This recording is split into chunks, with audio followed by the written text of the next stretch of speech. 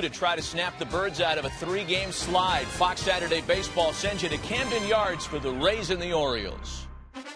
The Rays offense has been one of the best in baseball over the last month. Evan Longoria and his teammates look to continue their attack against one of their division rivals. Chris Davis, Manny Machado, and plenty of others in the Oriole lineup pose a threat of their own. They look to end a 3-game losing streak today. Welcome to Fox Saturday Baseball. Welcome to Oriole Park at Camden Yards, an AL East battle between the Rays and the Orioles. And in the division, 4 teams are 500 or better. That's the only division that can make that boast. Dick Stockton along with Brian Anderson. And Brian, if you're looking for runs being scored, you've come to the right place. And, of course, the Orioles are known for that. The Rays, bit of a surprise this year. A little bit of a surprise, but they were 12-10 winners in last night's game. So you're right about the offenses. They have both been humming right along for both of these teams. And you need to look no further than the third base position to get a snapshot of their production. On one side, you've got Evan Longoria. He's reached base safely in 40 of 41 games and is currently riding an 11-game hitting streak. The guy in the other dugout, Manny Machado, he can hide no longer. Currently second in the majors in hits to Detroit's Miguel Cabrera. Hard to imagine that this kid is just 20 years old, but he certainly has these Baltimore fans excited about the Orioles' chances. No question about it. So we're ready for the Rays to go against the Orioles here in Baltimore. And, of course, the Rays are trying to win their 3rd straight game on the road. And as we said, the Orioles just trying to end a 3-game losing streak. It'll be the Rays and the Orioles on Fox coming up next.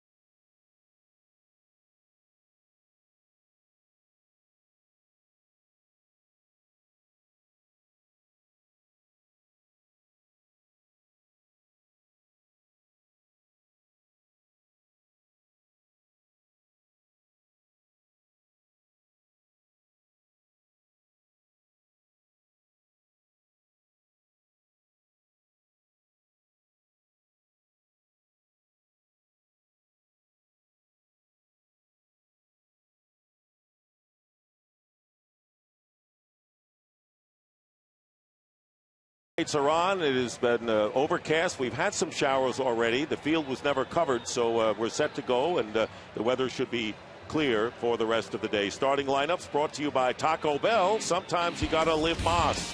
Desmond Jennings will be in center field. Matt Joyce will be in right field for the Rays. Ben Zobrist will be at second base. Evan Longoria, the cleanup hitter, at third. James Loney is at first base. Luke Scott, the designated hitter. Kelly Johnson will be in left field. Jose Molina behind the plate, and Yunel Escobar at shortstop, batting ninth for the Rays. And the opening pitch brought to you by Budweiser, the official beer of Major League Baseball. Great times are waiting. Grab some Buds. And on the mound, Jair Jurgens, who was just called up from Norfolk, the AAA Farm Club, and Buck Showalter saying, I have no idea what to expect from the former Atlanta Brave.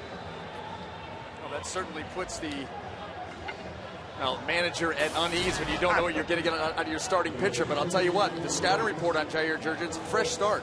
He spent the last 5 seasons with the Atlanta Braves organization, getting his debut here with the Baltimore Orioles in 2013 and back to form. Let's not forget, his career record in the big leagues is 53-37. He's won 13 or more games 3 separate times, so definitely the stuff is there to win. He was on the All-Star team in 2011, and the first pitch to Desmond Jennings to start the game is hit into the air to the shortstop, J.J. Hardy, and he'll make the catch for out number 1. 1 pitch, 1 out for Jurgens, who has had some knee problems, and that is why the Orioles decided not to sign him as a major league contract but a minor league deal. But here he is, and he's pitched well in the past. And he has said the knee feels great. He wishes that he would quit being asked about it. But certainly anytime you're dealing with a pitcher, the lower half, that's where everything starts. It's so important that that's intact and healthy.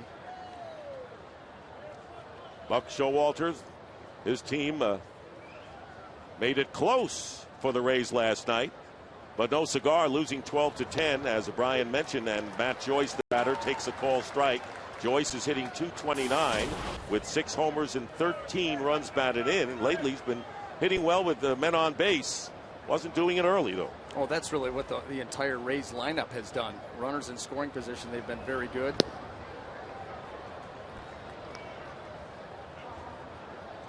One ball and 1 strike. Last 28 games, the Rays with 158 runs, the most in the big leagues. That's averaging more than 5.5 runs per game. As Joyce fouls it off, and it's 1-2. And what has made them so dangerous is they're getting production from top to bottom. And you even look at last night's game, the majority of the production, Kelly Johnson, Yunel Escobar, they drove in 7 runs combined. They were hitting 7th and 9th in the batting order. So when you get that kind of production spread out, you start to have those innings where you put things together, multiple runs. Here's the 1-2 pitch, and there is a ball handled.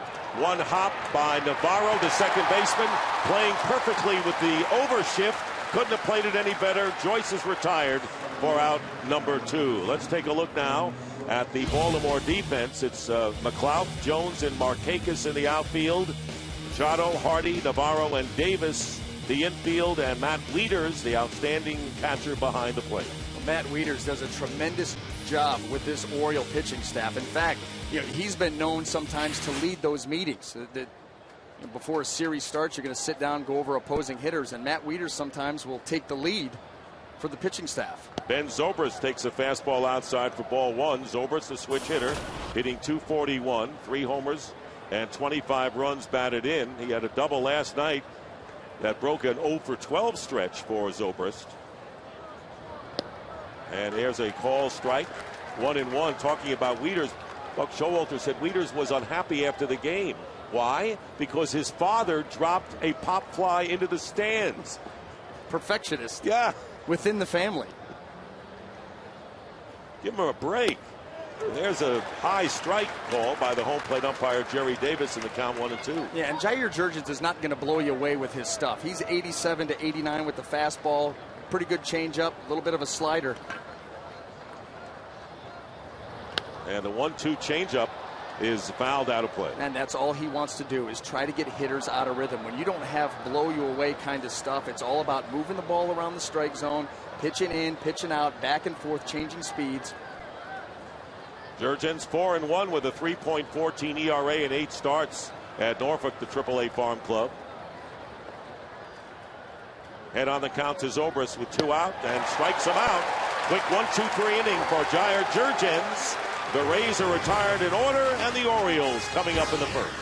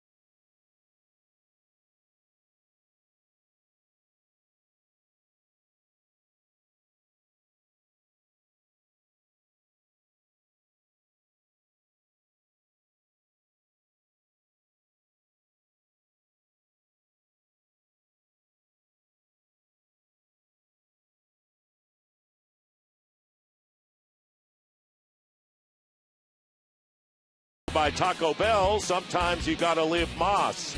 Nate McLouth leading off, Manny Machado hitting second, Nick Markakis batting third, and Adam Jones at cleanup. Chris Davis followed by Matt Wieters, J.J. Hardy hitting seventh, Chris Dickerson is the designated hitter, and Yumiko Navarro will be at second base batting ninth against Roberto Hernandez, who has been on the beam lately.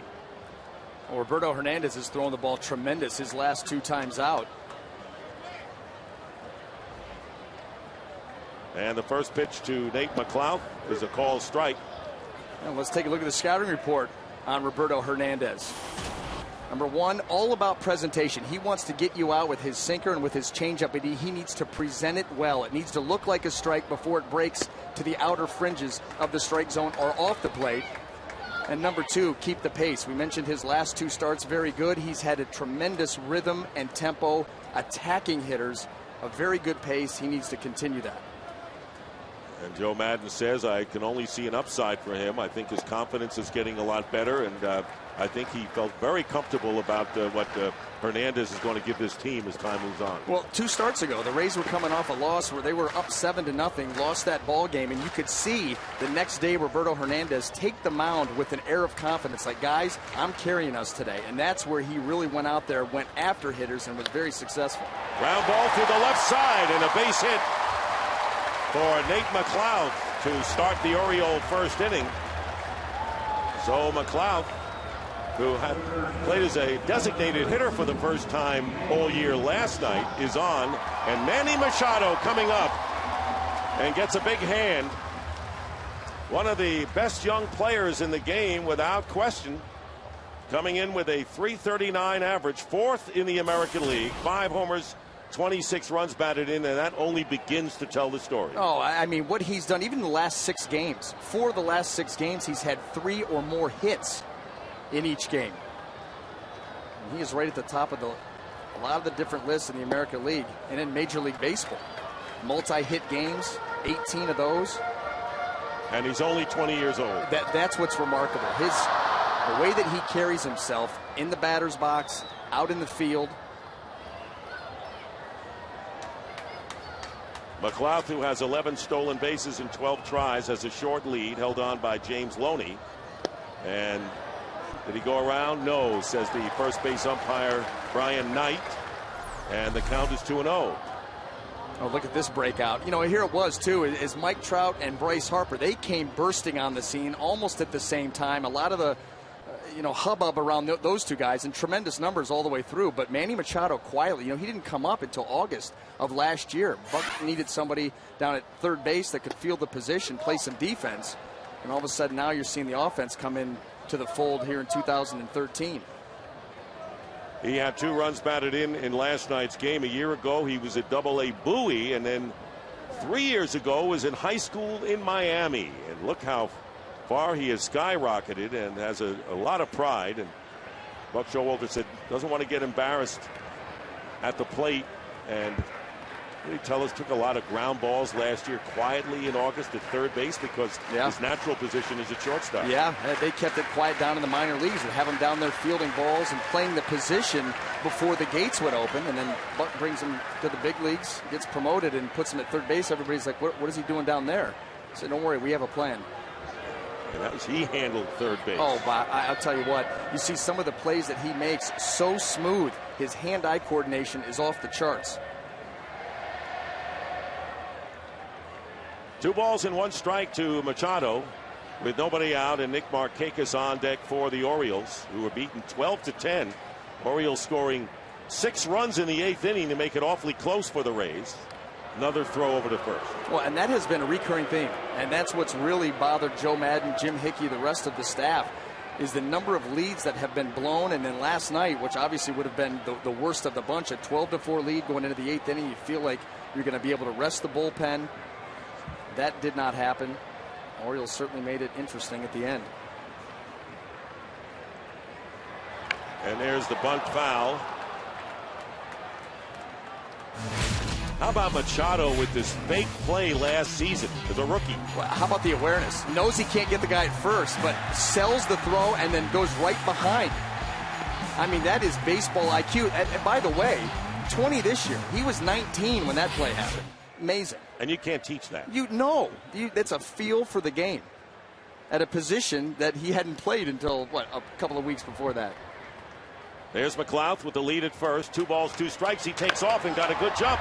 And the ground ball handled by Escobar makes the play at first. So in essence, McLouth is running, took the double play out of the picture. And he advances to second as Machado is retired for out number 1. And Nick Markakis coming to the plate.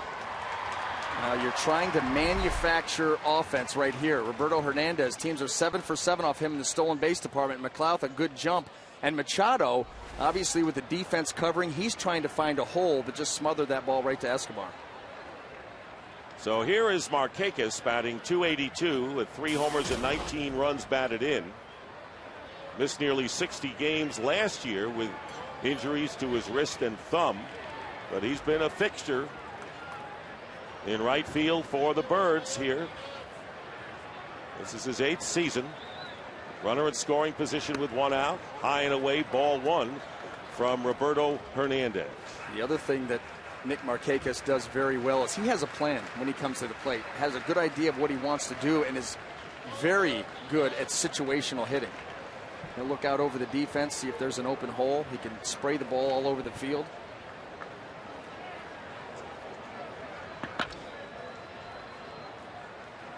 McLouth checking to see where the fielders are. Can open up the lead. There's a line drive to right field. Over the head of Matt Joyce.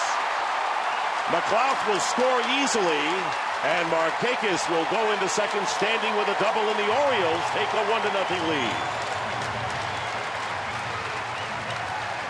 Well, where Roberto Hernandez can get hurt, ball's elevated. Because as a good sinker baller, when the ball elevates, it flattens out. And here it is. He's trying to front door that sinker, and it leaks back across the inner half, and Markakis, boy, did he put a charge into that. Able to just squeeze that over Matt Joyce's head. Didn't really have a chance to get after it. It was hit so hard.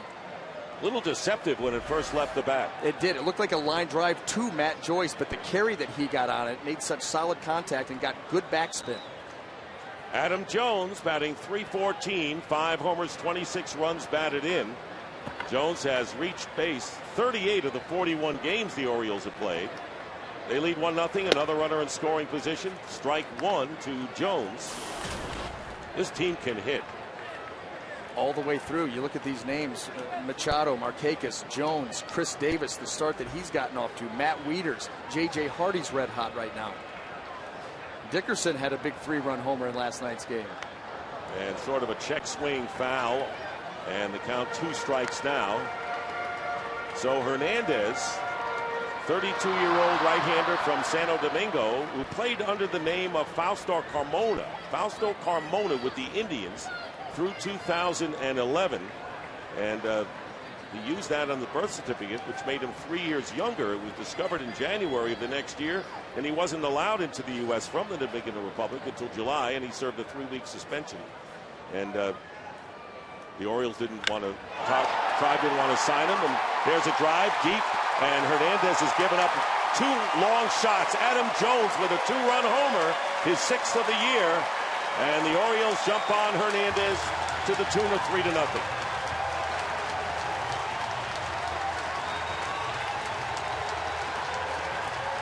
Roberto Hernandez has got to get that ball in a better location. Adam Jones, tremendous power. You're trying to go down and away, and look at this ball. It leaks right back middle where you can get full extension. Adam Jones' head right on the baseball, and there it goes. Jones coming in to the game hitting .344 against Rays pitching. And here is Chris Davis. Ball 1 to Chris Davis, who's tied for the league lead with 11 home runs and second with 39 runs driven in.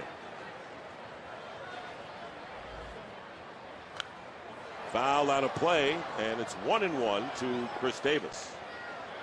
Well, now it's time for the Own Your Space Pitcher Profile, brought to you by Avis, and following suit to what has been the story for Hernandez this year.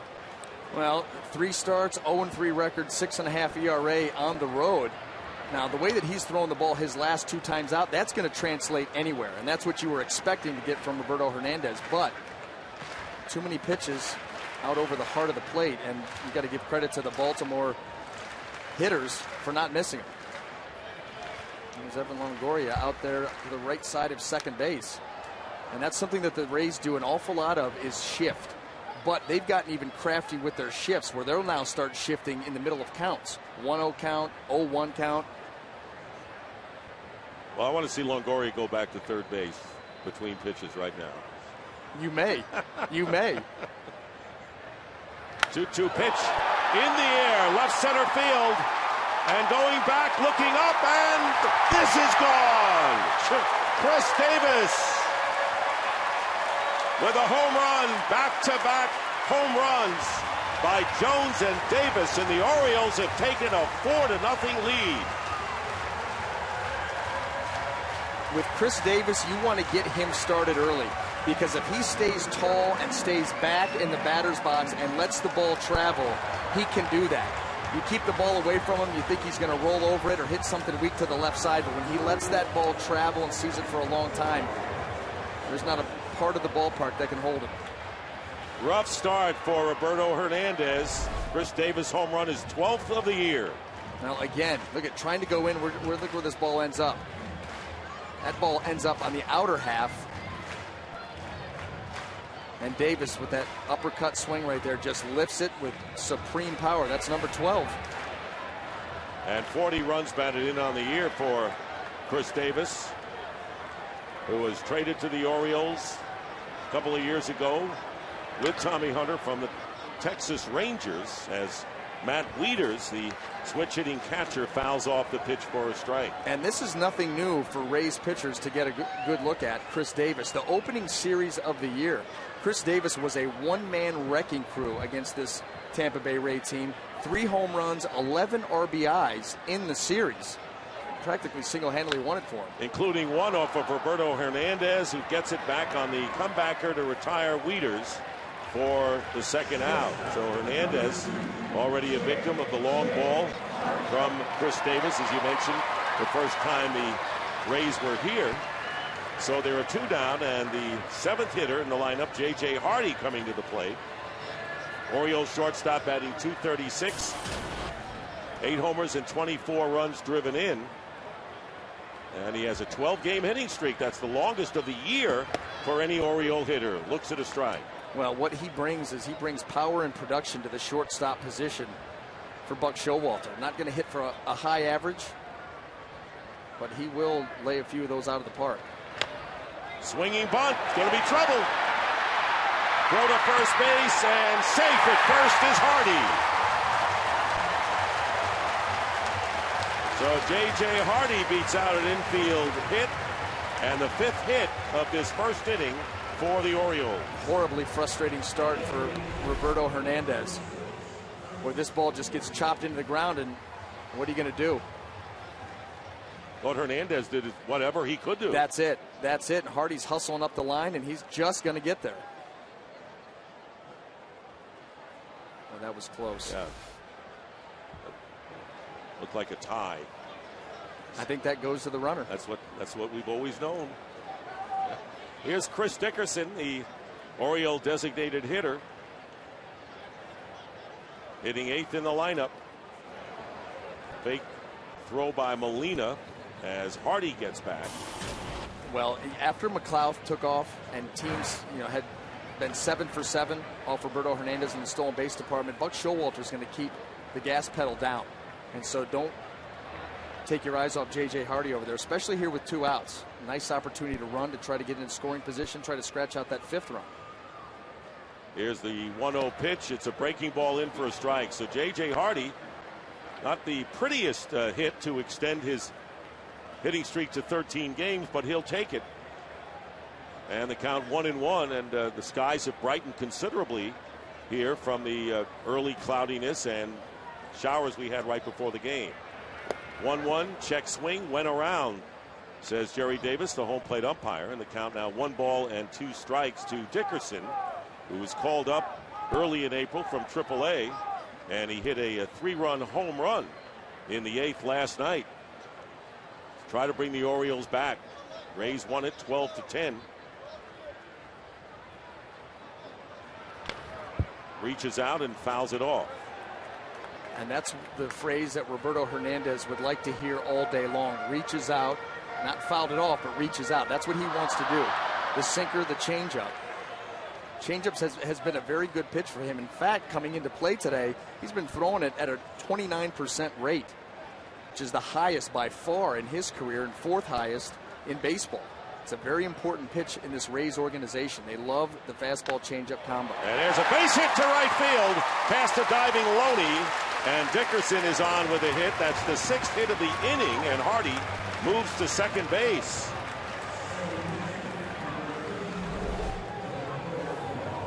As Loney comes off the bag right there, that ball was just blistered by Chris Dickerson.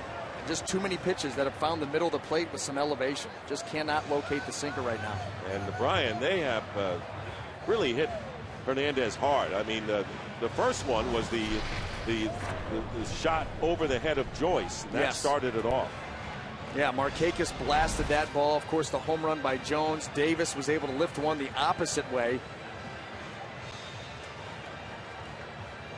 But not wasting any time. Not wasting any time at all. Cesar Ramos gets up for the Rays. Jim Hickey going to the mound to talk to Hernandez, just trying to get him out of this inning. And that's the last thing that Joe Madden needs, especially with a bullpen that has been inconsistent, is to have to go very early to it. That's exactly right. Now, to Cesar Ramos's credit, he's thrown the ball extremely well if it goes that route. But yes, this is not what Joe Madden had in the cards when this game started.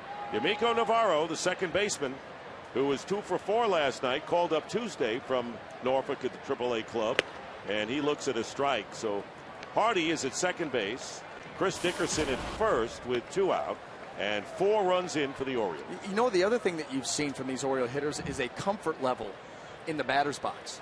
Yeah, the very comfortable team. You know, this may be the time to move some feet. Digging in.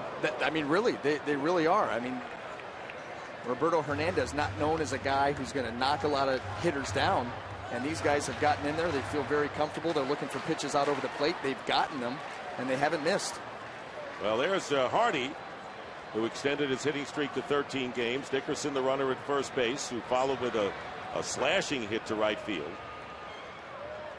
Hernandez ahead of the count 0-2 and a foul out of play. So The numbers really for Hernandez going in were not really that impressive. 4-6 against the Orioles, 1-4 here at Camden Yards, and 0-3 on the road. Well, and that 1-4 here is also including an ERA approaching 8. So this is one of those ballparks that you're starting to get a sample size there, and it's not pretty. And disappointing because Joe Madden expected more after those last 2 outings that you mentioned. Absolutely. He threw the ball extremely well. And a high chopper goes foul. And the count remains no balls and 2 strikes. Well, and you know what? A couple of pitches that have been big for Roberto Hernandez in those last 2 starts is the changeup, which, that's a pitch that he's used, like you said, more and more this year. Been fantastic with it. And also the front door sinker, the one where the left-handed hitter, he throws it at the guy's hip and lets that tail back to the inside corner to get the call. He has not missed that pitch very often in the last 2 starts. Today, we've seen him miss badly twice, and it's cost him twice. And a bounding ball takes a bad hop, and everyone is safe. The ball was chopped and then hit the edge of the infield grass and then rolled, and Escobar had no choice here. He had no chance, really. He didn't. The ball off the bat, Escobar has seen so many of these ground balls. He knows exactly how he wants to attack it. These major league infields, smooth, pristine. You're expecting the right hop, and that hit the lip and immediately just stayed right on the ground. He's expecting it to come up. His footwork is a little out of sync. And Roberto Hernandez, what else can go wrong? That's exactly right. Between that play, the swinging bunt by Hardy. Now the bases are loaded, and Nate McLeod coming up for the 2nd time. And he started it off with a single to left field and scored the first Oriole run. Bases loaded, 2 out. There's the changeup in for a call strike. So we've seen the long ball. We've seen drives over the heads of outfielders. We've had shots past the infielders, infield hits, and then the rub of the green. Another changeup and a foul, and it's 0-2. Well, when we talked about presentation, that a good example of it. That ball coming out of the hand looks like it's a ball that's going to be at the bottom of the strike zone. And as the hitter starts to commit, the late action he gets, and the further down he can throw that sinker and that changeup, the more action he will get, and you'll get swings like that. And you've got to come up big here. You cannot allow Baltimore any more than 4 here. Bases loaded. And an 0-2 count. Of the 9 hitters, 7 have gotten base hits. There's a fastball, strike 3 on the inside corner. 10 men come to the plate. 4-run score. The big blows, the back-to-back home runs. First Adam Jones, his 6th of the year, and then Chris Davis, his 12th. And it's 4-0 Orioles.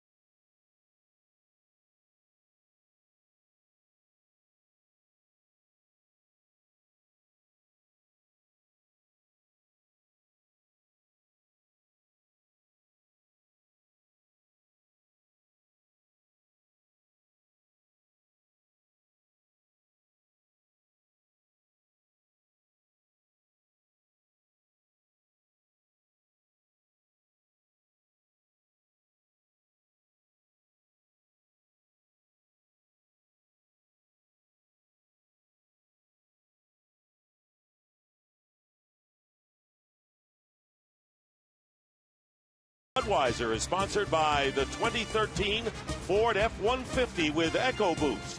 And by Taco Bell. Sometimes you gotta live Moss.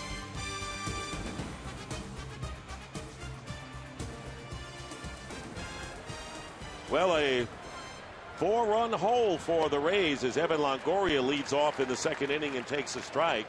And it was last night where the Rays had the magic number, scoring 4 runs in the third and fifth innings in the game. So Longoria having a sensational year and hitting as well as he's ever, Brian?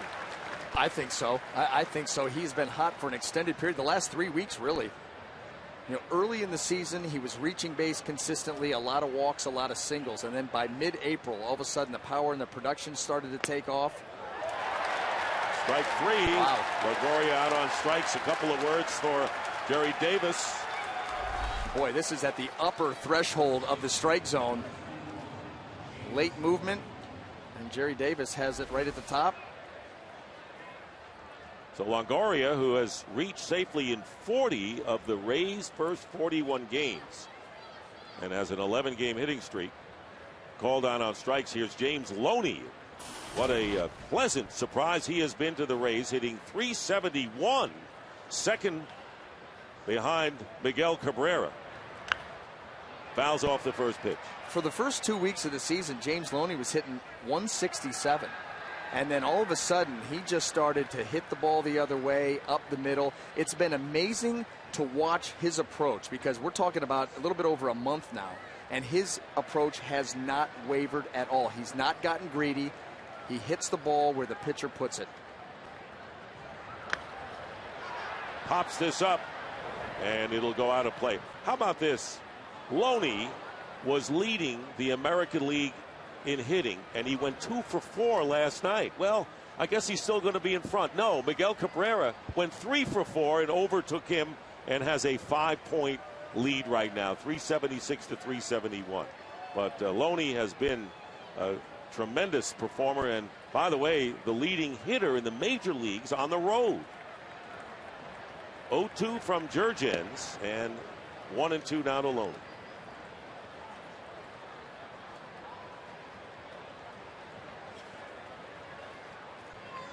There you see the there leaders. You go.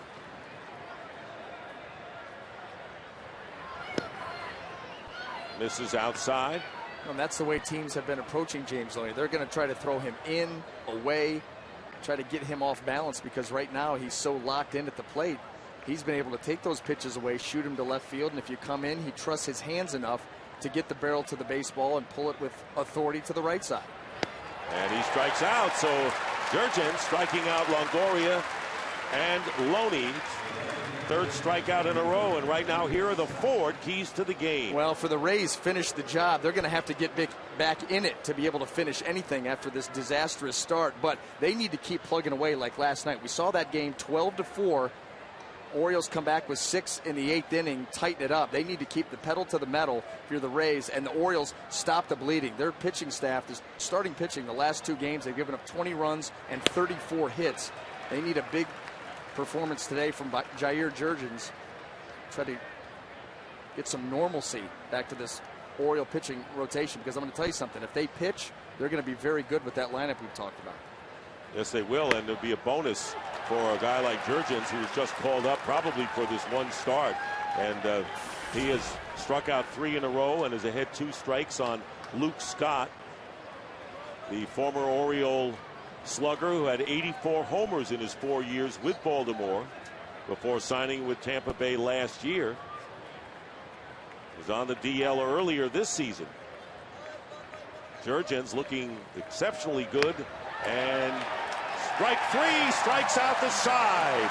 Third base umpire Mark Carlson. So that's 4 consecutive strikeouts for Jair Jurgens, getting Longoria on a called third strike, Loney on a swinging strike, and then Luke Scott to end it.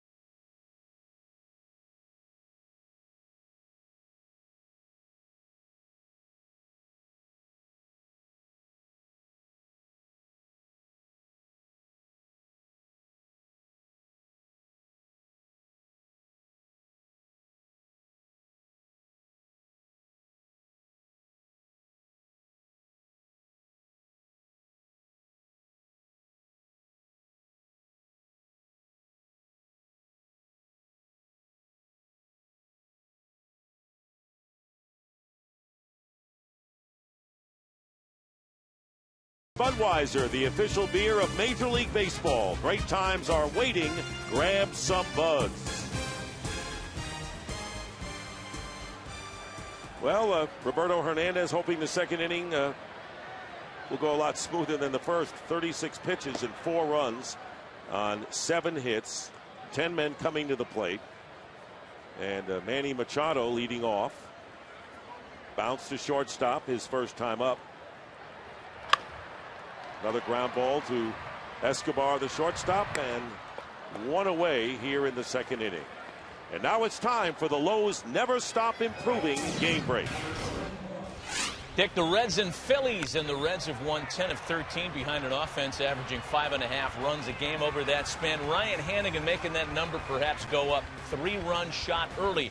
The Reds with an early lead in the second. Dick and Brian, back to you guys. All right, Matt. Cincinnati tied with Pittsburgh, 2.5 behind St. Louis, and the Phillies are in third in the NL East. And a breaking ball to Markakis for a strike with 1 out here in the second inning. Markakis with a double over the head of Matt Joyce, the right fielder, and that started the barrage, followed with back-to-back home runs after that double. Well, this is where you really start to see what a guy's made of. You get off to a rough start like that as a pitcher. And Roberto Hernandez, after watching that game last night, you know with these offenses, the way that they've been scoring runs, you're never out of it. So you just got to go out there and continue to pitch. And there's a base hit to center field for Markakis. 1 out single. He's 2 for 2 with a double and a single in the first 2 innings. And that'll be hit number 8 for the Orioles, and Adam Jones will come to the plate. Baltimore just continues to find holes. Adam Jones, that 2-run home run, his first time up.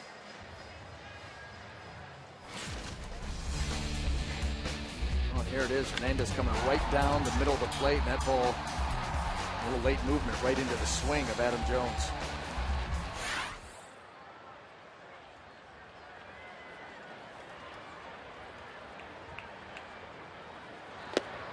Ball 1 to Jones.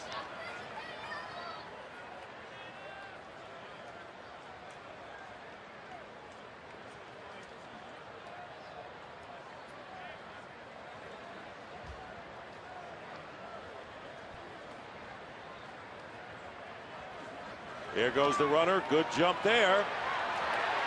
And out. At second is Nick Markakis, and Molina with a good throw in the right position to Zobrist. Couldn't get to a better spot. And no, the throw went right into Zobrist's glove as Markakis was sliding in. There's the jump. Jose Molina with a quick release. Watch how quickly he gets rid of this ball. And right on the money. The throw's anywhere else, he's safe. Yes, that Ben has to reach for him. You're absolutely right. Jones fouls it off. 1 ball and 2 strikes. So there are 2 out now. Bases are clear. And that's exactly what we talked about. Buck Showalter is going to continue to try to pressure this Rays defense and Roberto Hernandez. This team does run. Haven't much in the past, but right at the top of the heap in the American League this year. Second in stolen bases as the pitch rides inside. Who would have thought this? Who would have thought when you look at the stolen base leaders in the American League, 4 of the top 5 teams are from the American League East. Well, the Boston Red Sox never stole, other than Ellsbury. Right. You know, they were never known as a stolen base team. Yankees are running. Randerson had been out for a long time, right? Toronto's running. There's a ground ball handled by Loney, and will dive and make it. And Hernandez slow getting over to first base, and Loney was going to flip to him, couldn't do it, dove, and that, he's lucky he didn't get hurt on a play like this. Got the out, and that'll do it for the Orioles in the bottom of the second.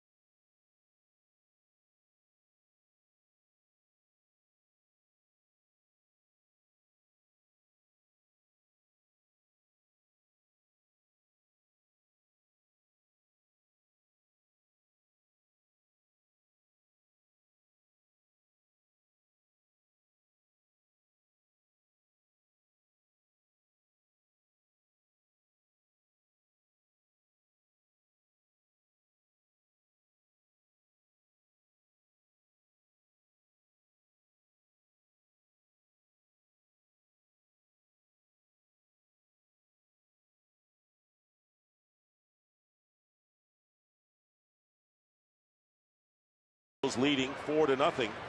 And Jair Jurgens, first pitch to Kelly Johnson, is a strike. Jurgens struck out Ben Zobrist to end the first inning and then struck out the side in the second, getting Longoria, Loney, and Luke Scott. He's on a roll.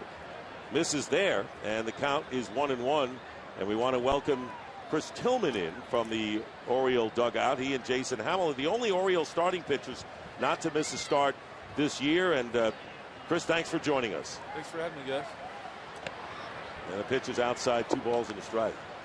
Well, Chris, since coming up last year, it was 4th of July. Over that course, that time, you 9-3 record, a 2.93 earned run average last year. But overall, coming into this year, 12-4 with a 3.10. What has really allowed the light to go off for you? I think last year was a big difference for me. I think early on in spring training, we put some things in motion, worked on my delivery a little bit, making it more efficient. I think in the long run, it helped me throw my off-speed pitches for strikes. I think where I was struggling before, I wasn't able to throw my off-speed pitches for strikes, and the hitters could eliminate those pitches and sit on the fastball. Slow hit roller, and the play is made nicely by Navarro as he gloved it over to Chris Davis, and Kelly Johnson is retired for the first out. And so this is the first year, Chris, I guess that you're looking at a mainstay. And how does it feel to be one of those now in the big leagues? You got to look at it. You got to do your job still. I think it does feel good. I think our pitching staff had a rough go at it so far, but we've had some injuries in Miguel and Wei and Chen. I think once we get those guys back and get in the groove here, I think we'll be just fine. Jose Molina taking ball 1. Hey, Chris, talk a little bit about the family feel that your ball club appears to have. I thought it was really telling last night when you guys were able to close it down to 12-10, 2 outs in the 9th inning, and Adam Jones, who wants to swing the bat, tries to lay down a bunt to get Chris Davis to the plate. I just thought that spoke volumes of your team and just a cohesive unit that it is. Yeah, this team's awesome. I can't tell you, the difference I saw. I got called up, last year, like you said, in July, and the difference from the previous years to last year, even to this year, it's been a huge difference. The guys, we have a really strong bond. We're really close in the clubhouse. You could come in the clubhouse after a game and not know whether we won or lost. It's kind of always trying to stay even keel, not get too high, not get too low. There's a call strike, and it's 1-2, because you began your career with the Mariners organization, and Adam Jones came along in the trade with you back in 08. Yes, he did. Traded from Seattle in 08.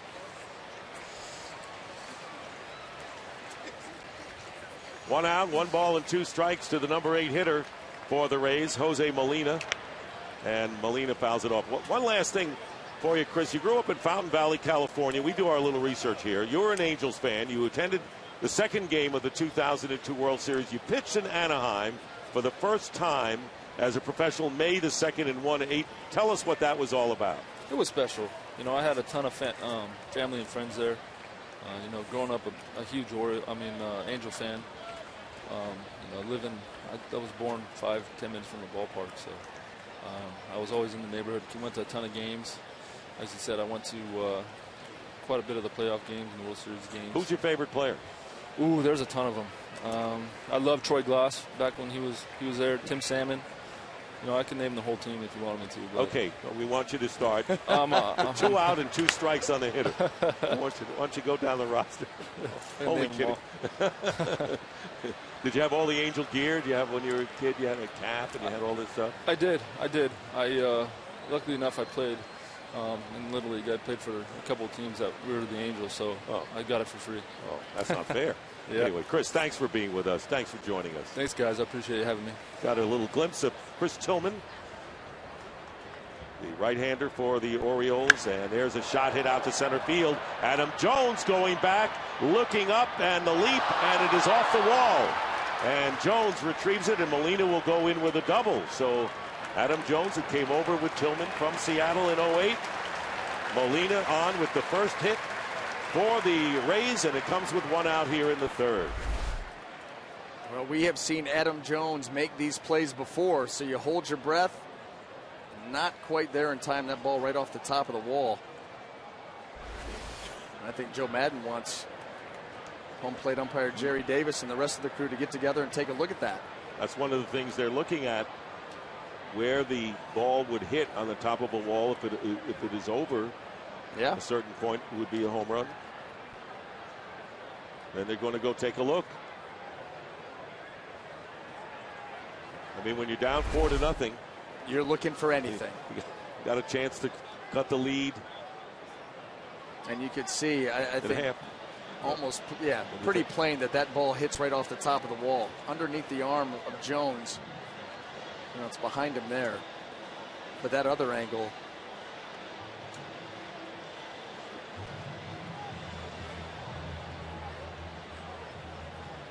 It hit on that gray, almost area. like that. There's the padding that comes into where there's a wall behind it. It hits the edge of the padding and the wall.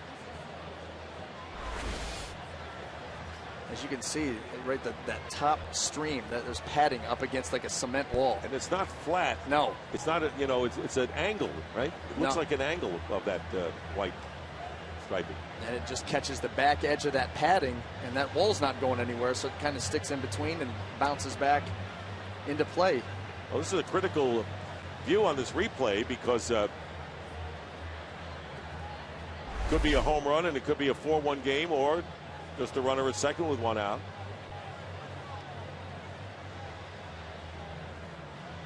Adam Jones had to make sure he wasn't going to be hit in the face with that ricochet. Yeah.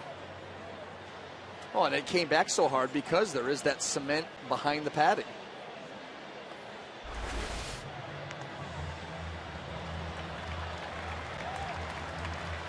And they rule that it is a double.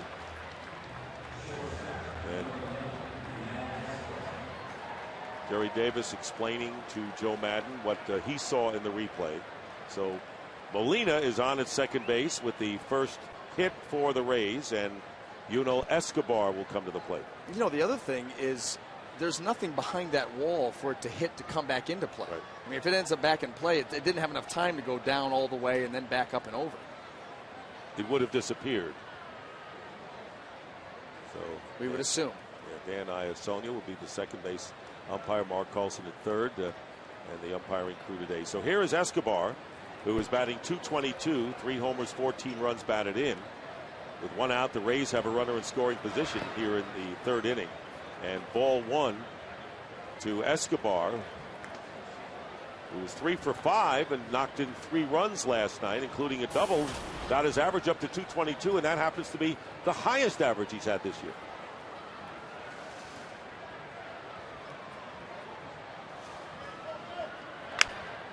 And a ball hit down the left field line. It's going to be a base hit and will get Molina home.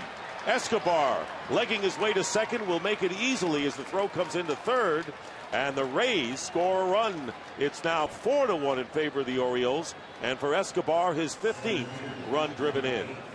You know, Escobar trading places with Jose Molina and did a nice job of being able to handle that changeup. Jair Jurgens has had a very good changeup here in the early going, and he left this pitch out over the plate, a little bit elevated. Was out in front, but still able to get the barrel to it, and the Rays chip away. So it's now 4-1, and here's Desmond Jennings. Rays with Escobar at second, runner in scoring position with only one out. Jennings popped up to Hardy at shortstop to start the game, and he takes a fastball for a strike. Jennings, by the way, hit 2 of his 4 home runs on that first visit by the Rays here to Camden Yards in April.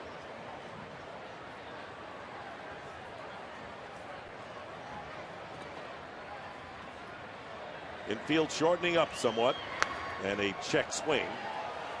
0-2 now to Jennings. Desmond Jennings looking to be aggressive today off of Jurgens. He came out of spring training really trying to see more pitches, work counts, try to get that on-base percentage a little bit higher, because when he's out there, he is such a distraction for the pitchers because of the ability to steal bases, take extra bases.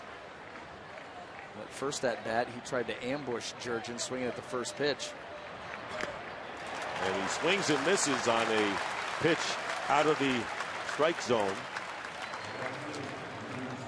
Well, get ready, fans, for Fox Sports 1, America's new 24-hour sports network.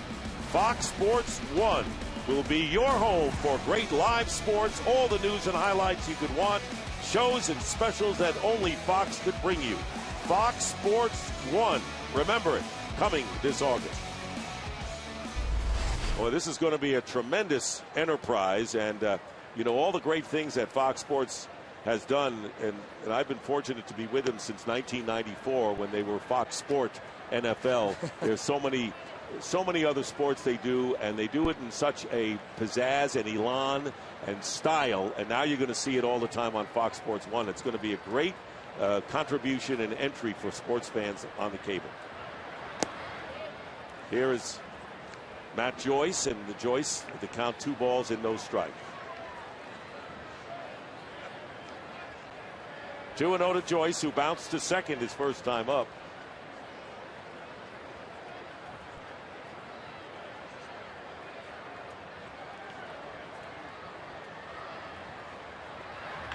Change up and hit to right field and down the line, and home run by Matt Joyce. So Joyce hits a deep drive into where they sell barbecue, I believe. Boogs. Yes. Boog Powell, Matt Joyce, I'll tell you what. This is why it's so important for Roberto Hernandez to stay mentally tough and continue to pitch in this game. 2-run homer by Joyce, and now the Rays coming back early in this one to cut the deficit to 1 run. Well, right here, another hanger. That ball up and out over the plate. Matt Joyce with a tremendous swing on it, and that was a no-doubter off the bat. 7th home run for Joyce, and now 15 runs batted in. Here is Ben Zobrist on the outside corner. Fastball for a strike. Zobrist struck out to end the first inning, and Jurgens was on a roll. He struck out the side in the second. 4 consecutive strikeouts. Got Kelly Johnson for the first out, and then that's what you were talking about, the difference in the Rays hitting. The bottom of the order started it all for them. Well, and that's how you put together extended innings, and that's how you're productive as an offense. You can't be driven by just 1, 2, 3 guys. You need to have guys chipping in throughout. And this is up the alley, right center field, and it's going to be off the wall, and fan interference as a fan reached over and touched the ball, and Zobrist will stop at second for a double.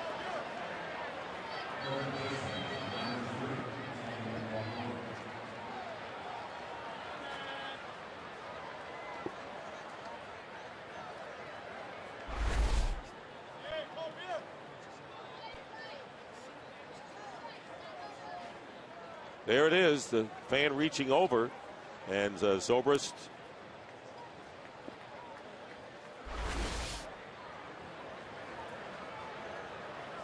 and here is Evan Longoria, and he takes ball 1, and because that fence is so far back, it wouldn't be interference. The ball bounced over that initial fence, and that's why the deceiving. double. It's absolutely deceiving. And I'm the one that said there was space between that first wall and the second wall. So it was a ground rule double, and Longoria with a swing and a miss, take a hard cut there, did Evan, and the count 1-1. Well, the change of speed got him by Jurgens. But I'll tell you what, we came into this ball game talking about these offenses. There was a 12-10 game last night that the Rays were able to prevail in. And once again, pitches that have been missed. You make your pitches, you're getting outs. Pitches missing are getting hit hard. 21 pitches the first 2 innings, and now he's in the mid-20s here. And here is Longoria hitting one deep to center field. And way back there is Adam Jones, makes the catch on the warning track. So Jurgens, after retiring the first 7, has trouble giving up 2 doubles and a home run. And the Rays are back in the game. It is 4-3 as we go to the bottom of the 3rd.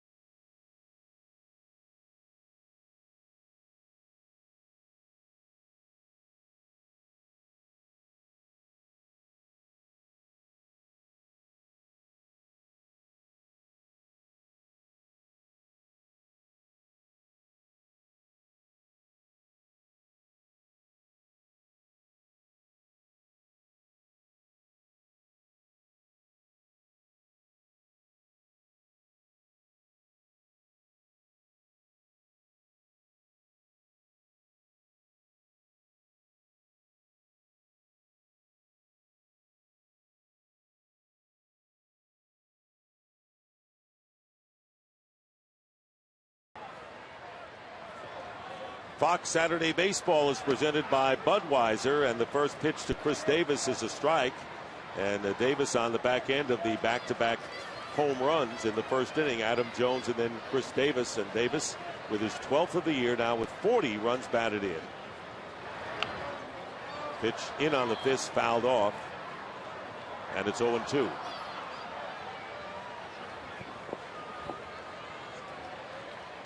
Well, new life here for Roberto Hernandez. Falling down 4-0 in the first inning. Rays offense able to scratch out 3 runs. Now back in it at 4-3. Well, that'll add a little bounce to your step. And of course, then we'll see how Roberto Hernandez responds to the fact that his team is back in the game after struggling in that first inning. Handled the second inning well. And this pitch, and it hits Davis on the foot, and he will trot down to first base. Well, Hernandez going to the slider there. And then again, this has been an ongoing situation here from the first inning on. Ramos back up and throwing.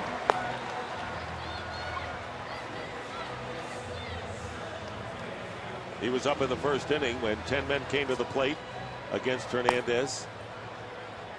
And Joe Madden has seen enough going to the mound.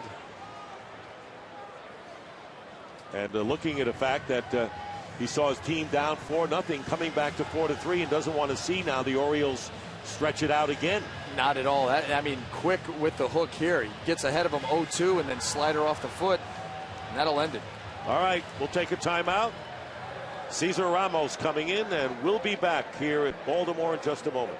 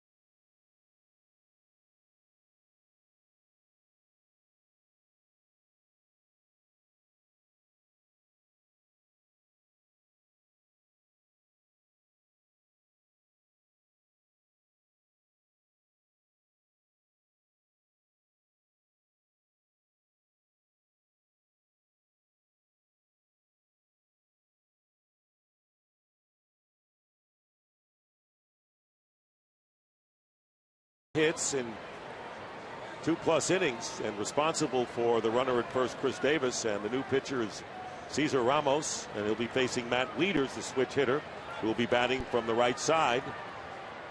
Wieters bounced out to Hernandez in the first inning, so the Orioles at a 4-0 lead. Now it's 4-3 and trying to add on, and a strike on a tailing fastball to Wieters. Well, Cesar Ramos comes in. He's got good fastball he'll use to both sides.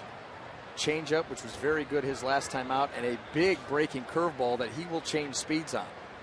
He's been throwing the ball extremely well for Joe Madden coming out of the bullpen. 1 ball and 1 strike now. The bullpen has been unpredictable, and so Ramos has stood out from that group. He has, and now coming into the third inning with nobody out, now you've got to eat innings, and you've got to eat quality innings. Your offense has been able to get you back into the game at 4-3. And keep Baltimore right here. It's down low. So the native of Long Beach State, Ramos, facing Matt Wieters. Wieters not biting on a couple of good changeups. Now, that count swings into his favor.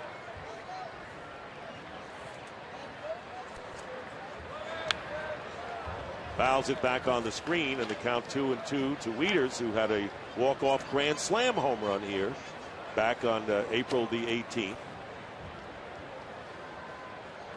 And has hit the Rays pitching solidly this year. 2 balls, 2 strikes. Runner at first, the on-deck hitter is J.J. Hardy. Davis.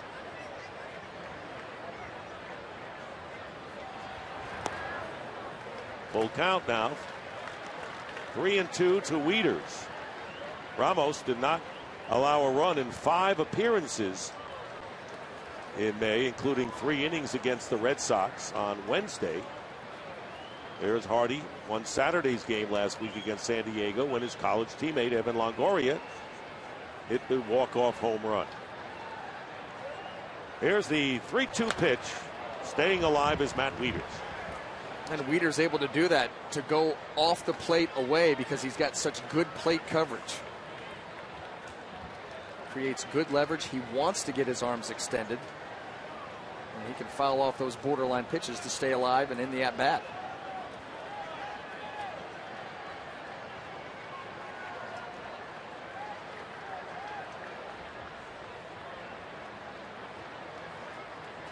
Again, the payoff pitch to Matt Wieters.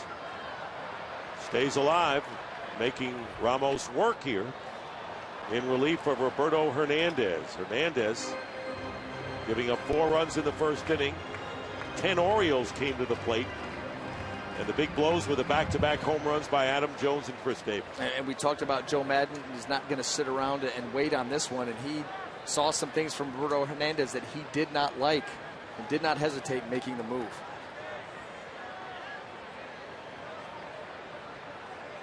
So he's depending on Ramos to keep the game close here, even though it's still early in the innings, and foul ball, and it remains 3-2.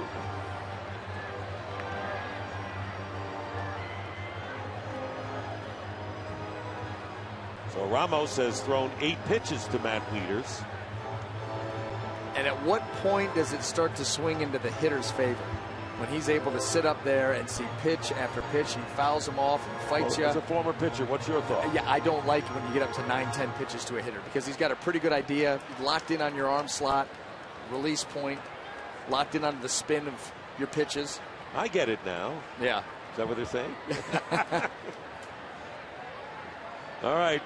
We'll do 3-2 again. Well, he got him on a fastball up in the zone, and Wieters strikes out. Let's go to Matt Vasgersian right now at the MLB Network studios for a game break.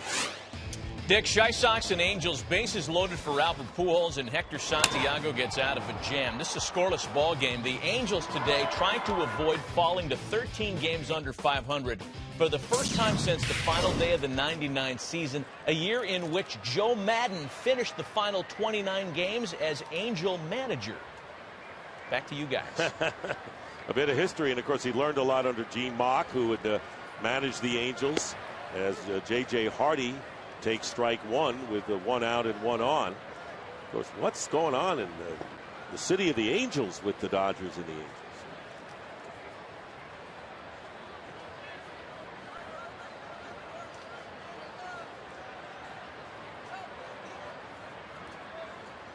Davis, who was hit by a pitch on it first, and a base hit to left center field, and Kelly Johnson can't cut it off. It goes to the wall, and Chris Davis will come around and score. And in his second with a double is J.J. Hardy, and it's 5-3. J.J. Hardy with his second hit of the game, and his 25th run batted into the season. Well, and J.J. Hardy was able to squeeze that ball by Kelly Johnson out in left field. He's able to cut that off. You're going to keep a run from scoring. Cesar Ramos, this ball up. J.J. Hardy all over it. Seeing the ball very well right now, and this ball takes off on that wet grass out there in the outfield and is able to get to the wall. So the reaction of Ramos, last thing he wanted to do, and so with Hardy on at second base, here's Chris Dickerson, the designated hitter, shows bunt and takes a strike. 0-1. So the bottom third of the Orioles order, 4 for 5 so far in this game. It's exactly what the Rays are doing. Right. I mean, that's how you have these kind of shootouts in the third inning. 5-3, 12-10 last night. The production all the way up and down the lineups. And that's been a problem for the Orioles. The bottom third, that had been the one sticking point for them. And there's a broken bat. Soft liner to Zobrist for out number 2. And with 2 down and Hardy at second, Yamiko Navarro, who was safe on an infield hit on a bad bounce that Escobar couldn't handle, will come to the plate. How about when you talk about the bottom of the Orioles lineup, you start to think about the tough American League East and the DH position. Obviously, you're going to have a guy there that can slug. Orioles have used their DH in the 9 spot 19 times this year. Not a good sign. You want him up in the middle somewhere. You do, and that's it's interesting what Buck Showalter has as Navarro takes a strike. He said, you know, in hitting, of course, they don't have a DH that they can rely on in the middle of the order, and they don't have a 1 and 2 starter. They don't have the reliable 1-2 starters that the other teams in the AL East do have. That's absolutely right. They do have depth, as we've seen that today with Jair Jurgens being the 10th starting pitcher that the Orioles have employed this year. It's May 18th. They're already 10 deep in the rotation. So it's a kind of a hybrid kind of a ball club that the Orioles have. And, of course, the last year they were in the first postseason in 15 years, 93 wins. Big surprising year for them. They've taken on the personality of their manager. They play gritty, solid baseball. They catch the ball. They don't hurt themselves with the air. And their pitching staff has done enough. And that's what Buck said. If we pitch, we'll be right back there. Be in the thick of it. Taken for a ball, and it's now 2-1 to Navarro. And as you pointed out, this team, you know, you hear players say, well, we're together, we're good in the clubhouse. This club really is. And there were things last night that pointed to the team aspect in the game. You're right. And all you got to do is watch him. Just watch him a little bit, and you can see that it's not talk. That guy right there, Adam Jones, last night, and we mentioned it earlier, we're down to your last out, 2 outs in the 9th inning. Instead of swinging away, he sees Evan Longoria playing deep. He's going to try to lay down a bunt and get on base so he can get Chris Davis to the plate with a chance to tie it. And a fly ball hit to right center field. And it's Jennings who makes the catch. And that will retire the side. But the Orioles tack on a run. And after 3 in Baltimore, 5-3, the Birds.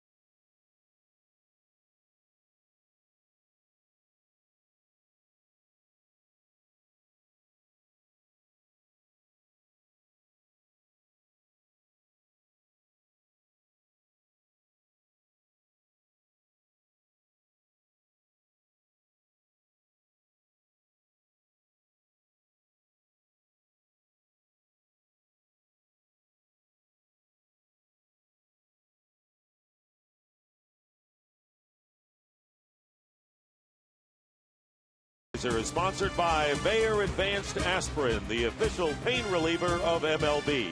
And by Lowe's. Lowe's, never stop improving.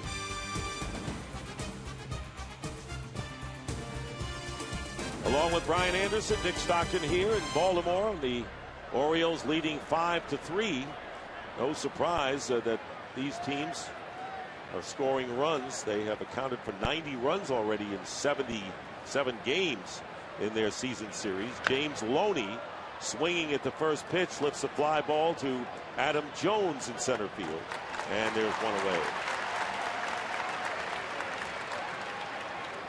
Jair Jurgens, who's called up and hopefully to give the Orioles a boost with a couple of pitchers on the disabled list, although Miguel Gonzalez expected to come off Tuesday with the blister. Through 21 pitches in the first 2 innings, 26 in the third, gets the first out on one pitch here. Luke Scott struck out his first time up. And there's the shift on. First pitch, ball one outside.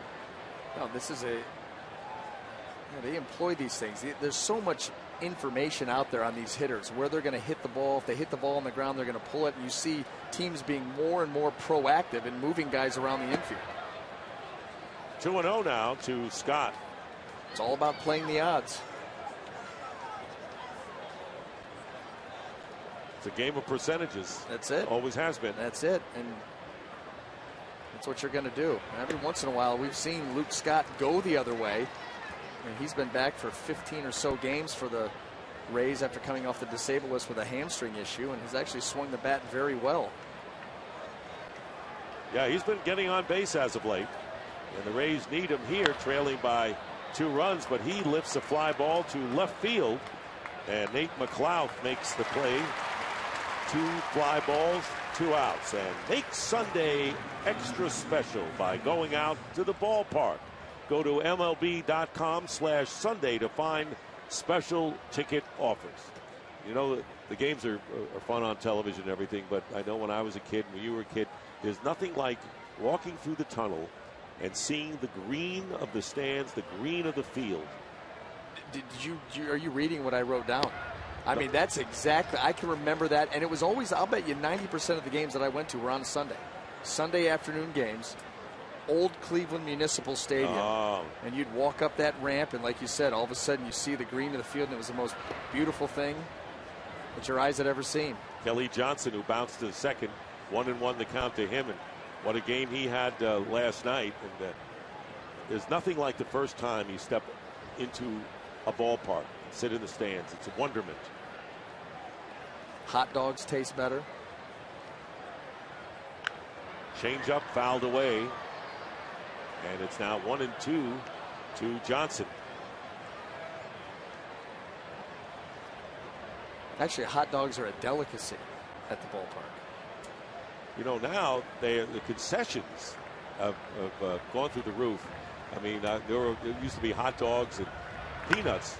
That was the big deal. There's a drive to left center field. Jones coming over to make the catch. 3 fly balls, 3 outs for Jurgens. Struck out the side in the second, gets fly balls in the fourth. In the middle of the fourth, it's 5-3 Baltimore.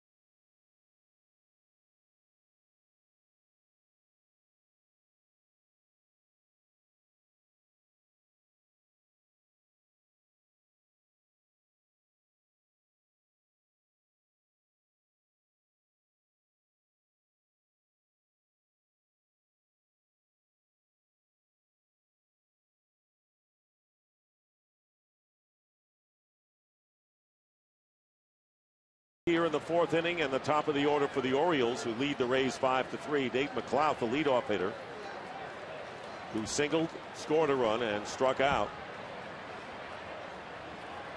And the first pitch, low and away, ball one. And delighted and thankful to have with us Matt Moore and Alex Cobb, who the Rays are 13-3 in the games that those two have started. So nice job so far, guys, and thanks for joining us. Thanks for having us. Yeah, thank you. Showing bunt and taking the fastball for the strike, 1-1.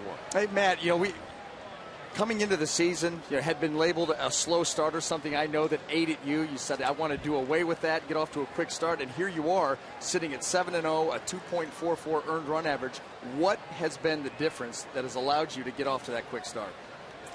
I think just avoiding the big inning. You know, I think earlier in the year, last year, and especially throughout, you know, when I was in the minor leagues coming up, it was, you know, I had a big inning, especially in April and May.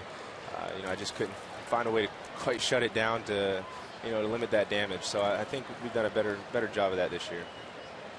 2 balls and a strike to McLeod. Machado is on deck, and now Ramos falls behind 3-1. And Alex Cobb, what a terrific start you've had, and the club doing well with you, and it must be a you know, long way to go in the series.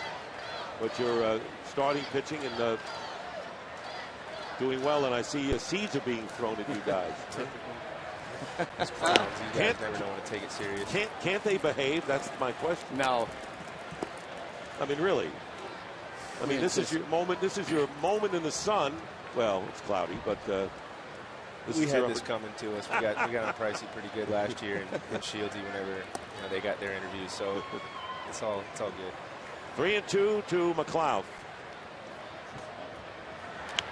Fouled back. Alex, you were born in Boston. You grew up in Vero Beach. Tell us about the experience being a bat boy at spring training games for the Dodgers. Yeah, it was really cool growing up. I since you know, elementary school, I was at Dodgertown chasing autographs, trying to get all the guys, you know, add to my collection, and then became old enough. You know, I was around the park all the time, so I got to know everybody. But you know, finally was 15 years old, I think, was the cutoff age. And coming on in is Kelly Johnson, and it's going to land safely. And a big turn. McLeod goes back to first base. Bob's going to be a broadcaster someday. He knows when to lay out. I was waiting for you to chime in. Yeah, no, we wait for you to stop. We don't interrupt you. But anyway, so what an experience. Any favorites that you remember?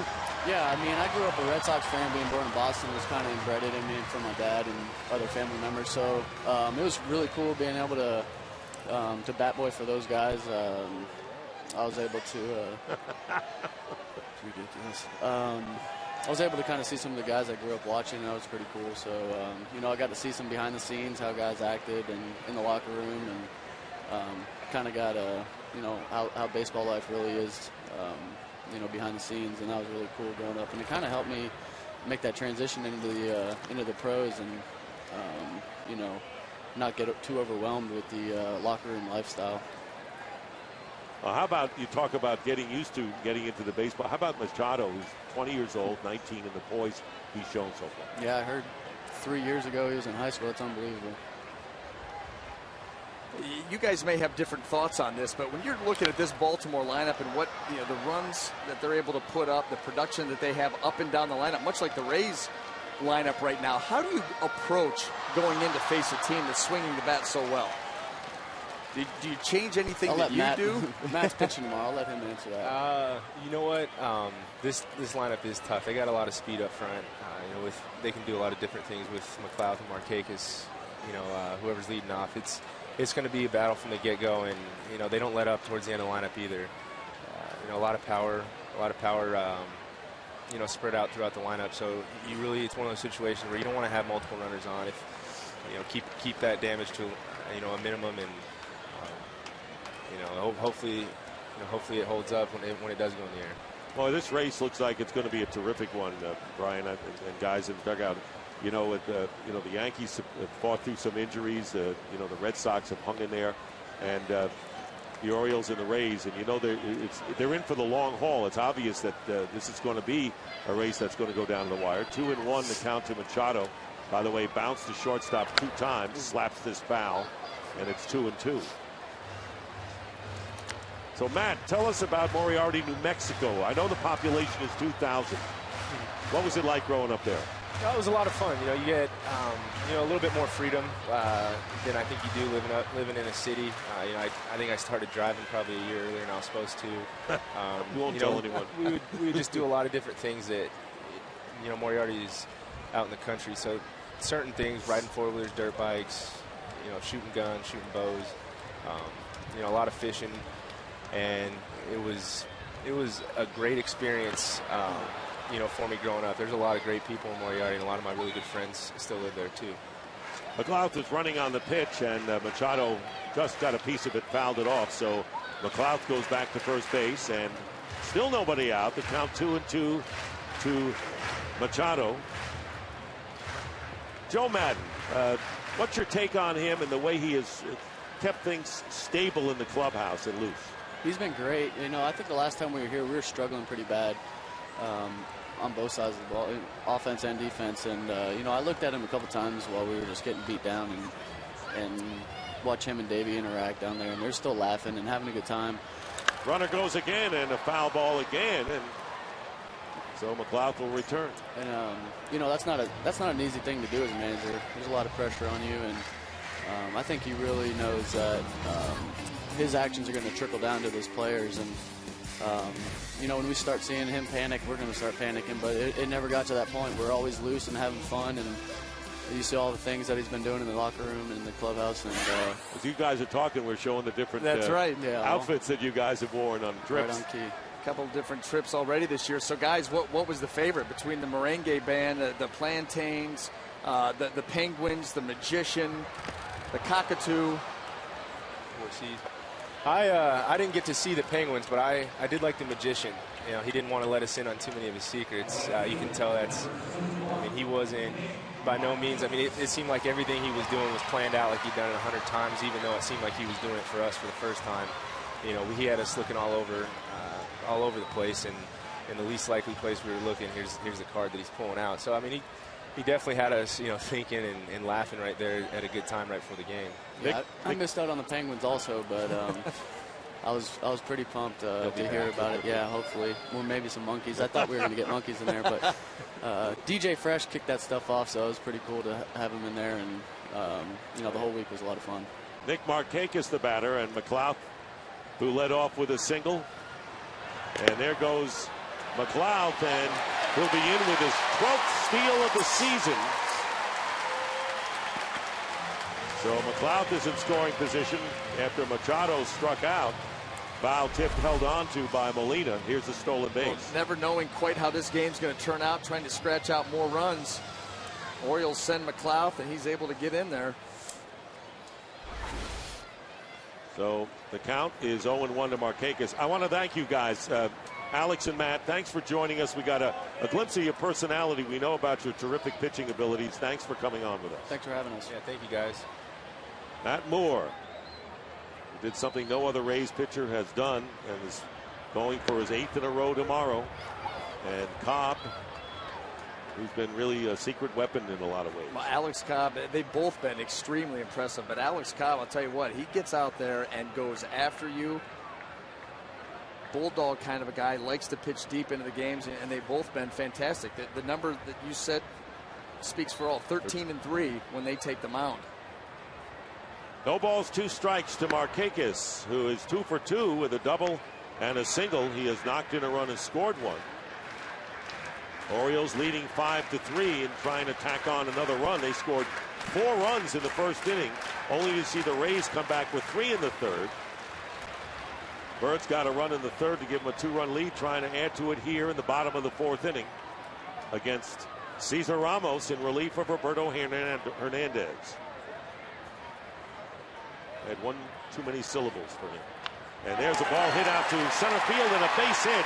McLeod had a hold to see if the ball would get through, and he'll be held at third by Bobby Dickerson, the third base coach. So runners now at first and third with 1 out, and Adam Jones coming up. You see right here the ball off the bat, And Freeze on the line drive and actually leaning back towards second base. So that cuts down on the jump he gets to third. Dickerson holds him smartly. And now runners at the corner with 1 out. And the danger is Adam Jones.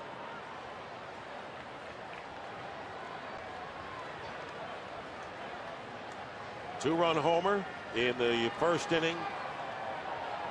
And bounce to Loney unassisted in a scary play as Loney, after trying to get the ball over to Hernandez, had to dive in and head first, really, and his glove touching the bag just ahead of Jones. So here's Jones, runners at the corners with 1 out here in the fourth. Another threat for the Orioles.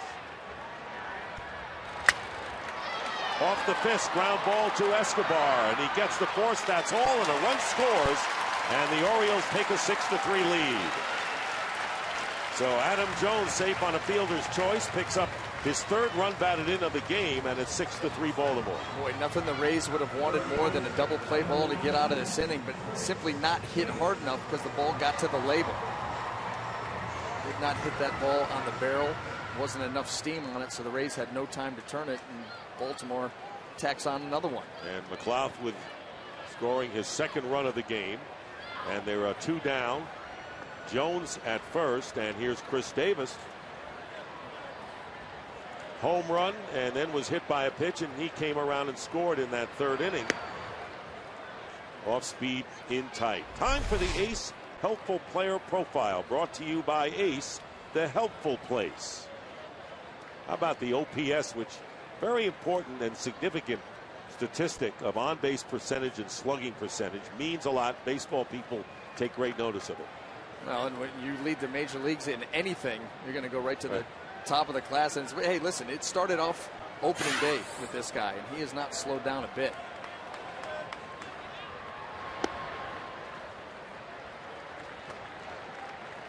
Two and 0 to Davis. So the Orioles getting a run in the 3rd, run so far here in the 4th after the Rays have pecked it away and got to within 1. The count in Davis's favor, 2-0, takes a fastball on the inside. Well, these good hitters, when they get into those kind of counts, 2-0, 3-1, they're looking for 1 pitch in 1 spot. And if they get it, a lot of times they do not miss, but if they don't, you're disciplined, you're patient enough to lay off. Still have the count in your favor at 2-1. And the shift is on. They go the opposite field, and it'll drop in front of Kelly Johnson. Stopping at second is Adam Jones. So shattering his bat is Chris Davis against the shift. A base hit to left field. And runners at first and second with 2 away. Fox Sports is proud to partner with Johns Hopkins Medicine, one of this year's Fox Sports Supports charities. Johns Hopkins is at the forefront of groundbreaking research into autoimmune disorders like multiple sclerosis and lupus.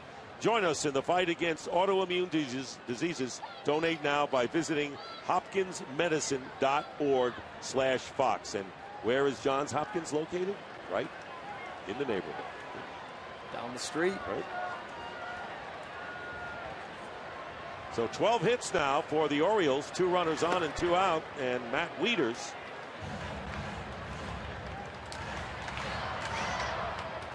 The batter. 1-0 the count to Wieters. We bounce back to Hernandez. There you see Jones at second. And Davis, who has a perfect day with a home run, single, and hit by the pitch.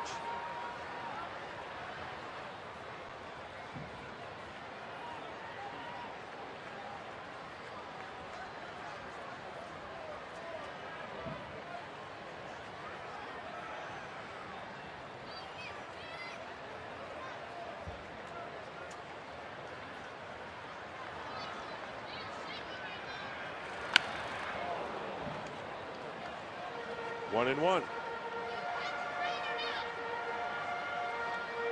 Here's the Wieters, who has more power as a left-handed hitter, hits better for average as a right-hander. Plays it out in those numbers right there. But from both sides.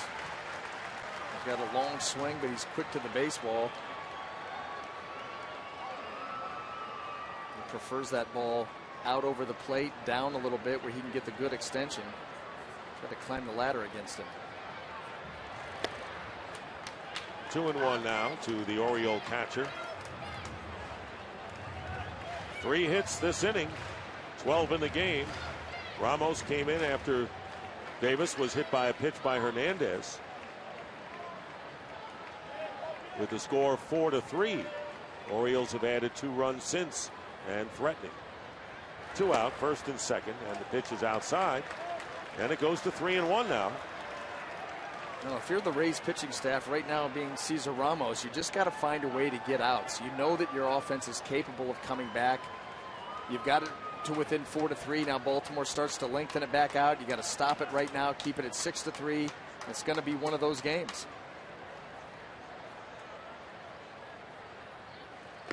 And ball 4, and that will load him up. Bases are loaded as Wieters draws a walk. And that is the first base on balls in the game. Wieters is on, and J.J. Hardy will come to the plate. And another left-hander warming up now is Alex Torres, who was brought up when David Price went on the disabled list this week. And Jim Hickey out to the mound for the conference. Want to remind you, next Saturday, Fox's baseball coverage moves to prime time with Baseball Night in America as the Braves head to New York to take on the Mets. The Athletics battle the Astros in Houston. The Phillies take on the Nationals, or the Marlins, White Sox, Cardinals, Dodgers battle. Baseball Night in America, presented by Budweiser, begins next Saturday at 7 p.m. Eastern, only on Fox.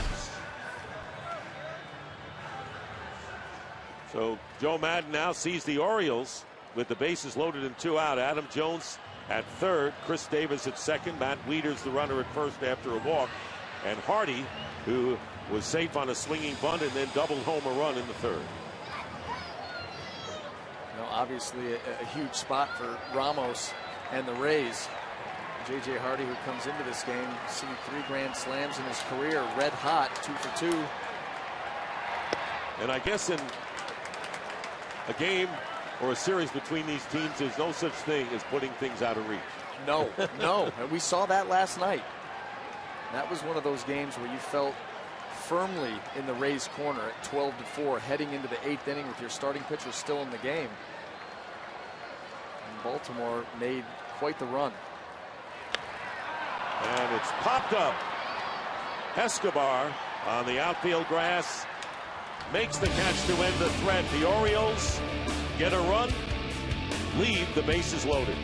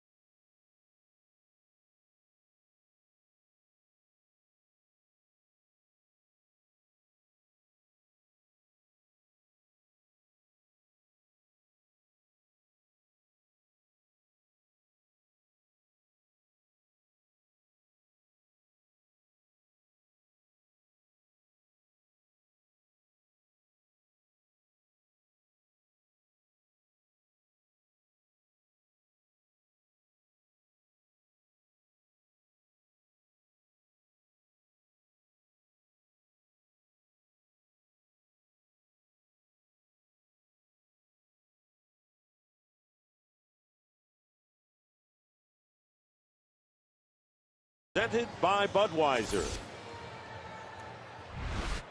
And the Rays coming up in the 5th inning. That's against Jair Jurgens, and what a bonus he's given this team to this point. And facing Jose Molina. And Molina swings at the first pitch and sends a drive deep to center field, and this one will be off the wall. Adam Jones quickly gets it in, but it's offline, and Molina is going to walk into second with a double. So Molina, with 2 doubles in this game, starts the Rays off here in the 5th. Eerily similar to his at-bat in the 3rd inning that got the Rays off and running in the 3-run 3rd. Jose Molina jumps all over this pitch. Boy, he's determined to get there. That ball took a carom off the wall right to Adam Jones, which allowed him to make that throw and make it close. Played very well out there in center field by Jones. And so now Molina shaken up. Ron Porterfield is the head athletic trainer for the Rays. And he's coming right out.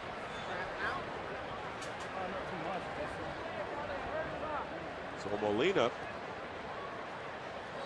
might have pulled something in churning his way into second base. Well, and also trying to avoid the tag out there at second. Jose Lobaton will come out and take his place at second base.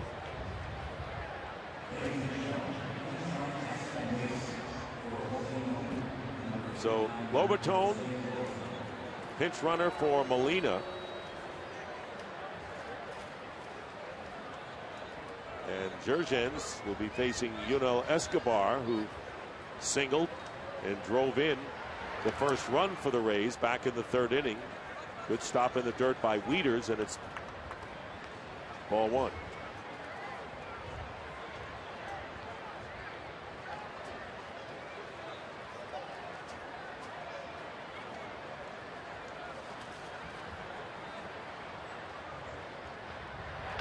Ground ball to shortstop, Hardy, and going back to second is Lobaton, and that'll be the first out as Escobar is retired. Let's see if we can see something with Molina.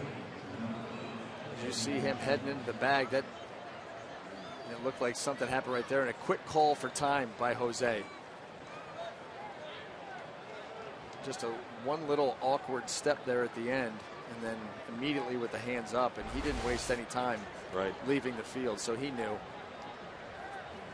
Desmond Jennings 0 for 2, popped up and struck out. Ball 1 up high. When you hope that it's nothing big for Tampa Bay, because Jose Molina does such a nice job behind the plate, receiving pitches, working with the pitchers, and that would be a huge loss for this pitching staff. So Lobaton is at second base, running for Molina, who had doubled. Pitches up high, and now Wieters will go to the mound to talk to Jurgens, who has thrown 61 pitches and to this point. And Jose Lobaton, he's a guy too that you don't even think of really as a backup for the Rays, because it's almost an every other game type of a situation. And you've seen tremendous growth from Jose Lobaton, not only at the plate, switch hitting catcher, but in receiving balls. Jose Molina and him working closely on their games, and obviously the onus of the catching duties look like they'll fall Jose's way here for the next little while. And Jennings pops it up down the left field line. Hardy in foul territory makes the play for out number 2. So Jennings now 0 for 3 in the game, and it'll be up to Matt Joyce, who homered his last time up. 6-3, the Orioles lead. They got 4 in the first inning, and after the Rays came back with 3 in the 3rd, single runs in the 3rd and 4th innings, and that's where we are. So here is Joyce, who's 1 for 2.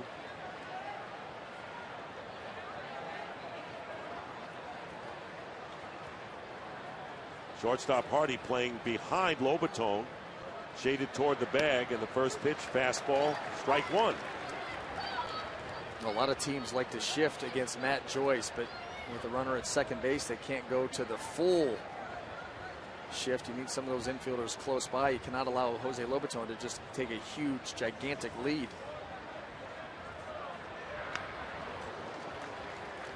No balls and 2 strikes. Here's the home run for Joyce, the 7th back in the 3rd inning. Well, this right here, it doesn't matter where you shift guys. You can't shift them past the fence. And Matt Joyce got all of that, and that drew the Rays within 4-3.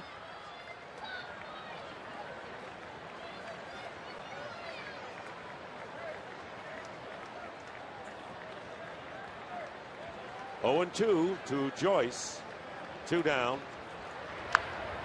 Goes after the pitch high in the zone and fouls it off. Protecting the plate. And you could see with Matt Wieters and his setup behind the plate, that's exactly what he wanted. He wanted Jurgens to climb the ladder there. They're trying to beat Matt Joyce up. And he swings and he fouls it off. But now, this count 0-2, that allows him to then go back to that changeup, try to get him out in front and reaching for that pitch. They're going to go up there again. And a fly ball down the left field line. McLouth with a big run off his glove. And it's going to be a double. It's a fair ball and a double. And a run's going to score. McLouth straddling the line, and he's wondering whether that was in fair territory or not. And here's Buck Showalter out to argue. And I'm not so sure. Of course, our angle isn't the same angle that the third base umpire and the home plate umpire would have. Well, Mark Carlson's looking right up the line, and this certainly was close. McLouth going a long way. Oh, that's absolutely fair. Absolutely, that's a fair ball. So Joyce will get the double and an RBI, his 2nd of the game, and another run coming in. Yes, no question. He slid into foul territory, and the ball went there as well off of his glove. But Buck Showalter arguing to no avail, and now the Rays have climbed back to 6-4. Lobaton scores, and Joyce with a homer and a double and 2 runs batted in.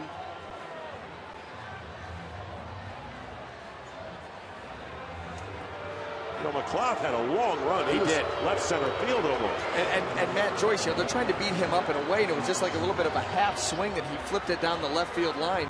You're not expecting this ball in that spot, and McLouth did a great job to get there. Look at that, just a kind of an emergency hack. Long run. Long run and almost a great play, but just couldn't squeeze it. So good hustle by McLouth, but the Rays get another run, and Ben Zobrist, who doubled his last time up, 1 for 2, pops this one up in foul territory. Wieters watches it go behind the Rays dugout. Strike 1 to Zobrist. Well, I mean, what we've seen in this series so far, in this ball game just into the 5th inning, neither one of these offenses are going to go away. Just continue to find holes, hit mistakes. I think it's entertaining baseball. Hey, a lot of stuff going on. Coming into this game, in the first 7, of which it was 4-3 in favor of the Orioles, 90 runs were scored between the teams. And we've got 10 in this one. Pitch in tight, and it's 1-1 now to Zobrist.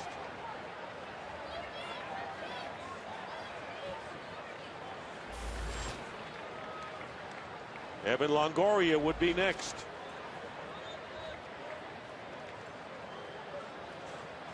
Two down. Joyce at second. Missing outside. 2-1 now to Ben Zobrist. Switch hitter. Zobrist really struggled in that 10-game homestand that the Rays could have been 10-0, ended up 6-4. A lot of heartbreaking losses, but he had 2 hits last night, and he has a double here today. One of the most underrated players in the game. So versatile for Joe Madden. You can play him all over the place. You mentioned switch hitting already, but he'll play second base. Last year, he ended the season as the regular shortstop.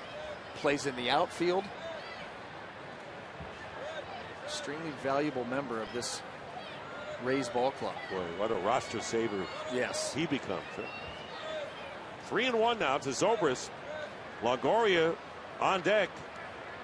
Jurgens would like to get Zobrist and get out of this inning with only 1 run against him. And it's not even close. Ball 4, and Longoria is going to come up with runners at first and second. And 2 down and a run already in. So Evan Longoria will come to the plate. And bullpen activity for the Orioles. Right now, let's take a look at the Fox Sports 1 pitcher comparison presented by Fox Sports 1, America's new sports network, coming this August. Well, it has been a battle for both of these guys. Jair Jurgen's still stuck here in the 5th inning. He's given up the 4 runs on 6 hits, and Roberto Hernandez is one of those days. 2+ innings, 5 runs. Rick Adair is the pitching coach for the Orioles, and he's out there now. Zobrist is the first man that Jurgens has walked today. So with 2 on, here is Evan Longoria coming to the plate. Here is the pitch count by inning. 3rd was a rough one. And we'll see how rough it will get.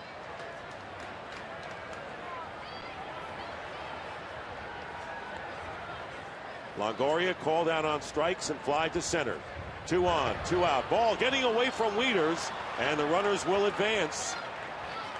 So the Rays now have the tying runs in scoring position, and 1-0 the count to Longoria. Well, Matt Wieters is trying to keep that ball in front of him, and here he goes. Wild pitch. Took the carom. That puts 2 into scoring position, and the Rays would probably like nothing else than Evan Longoria at the plate in this situation. Jurgens in a jam. Good pitch to Longoria. Well, he really sold that changeup with the arm action. Really sold it at 83 miles an hour, and you saw Evan go after that like it was a 90-mile-an-hour fastball. Quick. Longoria's hit safely in 11 consecutive games. Fouls this one off, and the count now 1-2, and has reached in 40 of the 41 Tampa Bay encounters this year. 0 for 2 today. Oriole crowd starts the chant, looking for Jurgens to close it out here in the 5th. I'll tell you where Evan Longoria has been very good this year is hitting the 2 strikes. Jurgens, tough matchup for him, but he has done well to put the ball in play, and they're going to climb the ladder on him right here. And it's chopped to third base. Machado over the first, and that'll do it. Jurgens gets Longoria to end the threat. But the Rays come back and get a run at 6-4. Not only hot dogs and peanuts in Baltimore, crabs, and they're delicious.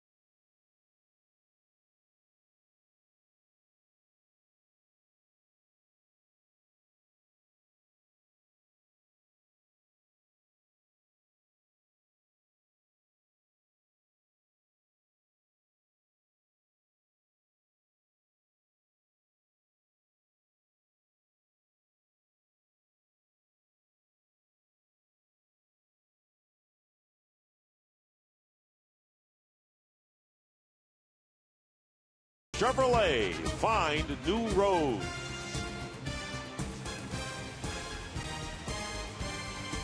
Well, on an overcast afternoon in Crabtown, and we got a glimpse of those before we had our break. The wind blowing right to left, and here at Oriole Park in Camden Roads, Dick Stockton along with Brian Anderson. The Orioles and the Rays, who are third and fourth. The Orioles third, Rays fourth in the AL East. Jose Lobaton, who pinch ran for Jose Molina, who pulled up lane after picking up his second double. And eventually Lobaton came around and scored on Matt Joyce, his two-bagger.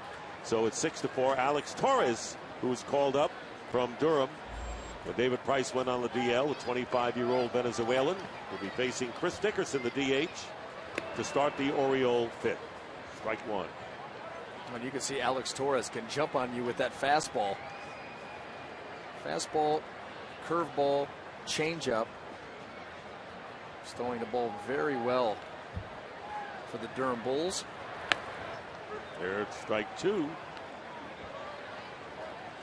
Retired one batter that he faced the night he was called up. He had a 2.39 ERA in 7 starts. And strike three, so Dickerson goes in a hurry. A good breaking ball there by Torres. A couple of fastballs away, and then playing right off of that.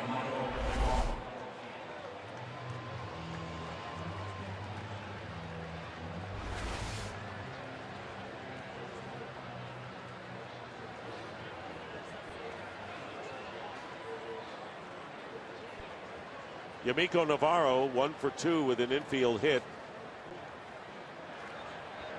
And the first pitch up high. Second base has been an interesting proposition for the Orioles. They lost Brian Roberts, who's going to be out another 5 weeks with surgery to his hamstring. And there's a ground ball handled by Longoria. Throw to first base for out number 2. And then, of course, Ryan Flaherty has been in there. He has struggled at the plate. You know, not in the fans' favor right now. And Nate McLouth is coming to the plate. Well, Darren O'Day, right-hander for the Orioles, and of course knows Alex Torres, and during the pregame warm-ups, let's pick him up. And we're going to pick that up for you in a little while. So stay tuned, as we say. Do not want to miss it. No, I think it's pretty well, you just wonder if Alex Torres can play the matchup game. Strike one to McLeod. Yes, that's right. We'll see. And is that a hint? Could be. Okay. Teaser. Chop. Foul. 2 strikes now to McLeod. Here's Darren O'Day. Good to see you, man. Hey, you still throwing right-handed? Yeah. You still got it? Yeah. You can throw it from like the warning track and the wall into second base on the line. He's just one of those freaks that throws. He's got a better arm right-handed than I do. Hey, maybe you can give me some pointers. How does this look? Yeah. It's not a bad delivery. You know, those are the things that go on before the fans are even in the ballpark, right? Before you lock it in. I mean, a lot of these guys, you played together in college, you played together in the minor leagues. You get together like that and share some pleasantries, and then it's off to how do we beat you. Darren O'Day has been very good for Buck Showalter coming out of that bullpen. He's got the low submarine action. Tough matchup for righties. Ball and 2 strikes. Alex Torres, and fouled back. Torres, the third pitcher for the Rays. Roberto Hernandez started to work 2+, gave up 5 runs on 8 hits. And then Cesar Ramos in 2 innings gave up a run on 4 hits. Molina replaced by Lobaton. Molina had to come out of the game. Pulled up lame at second base. All the way back to the backstop, and Lobaton couldn't even stop it with his foot on the rebound. Ball way up and out off the cement. A little wall back there.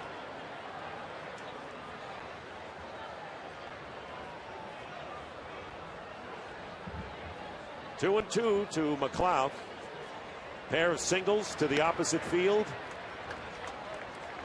Taken as a ball. Scored 2 runs and has a stolen base.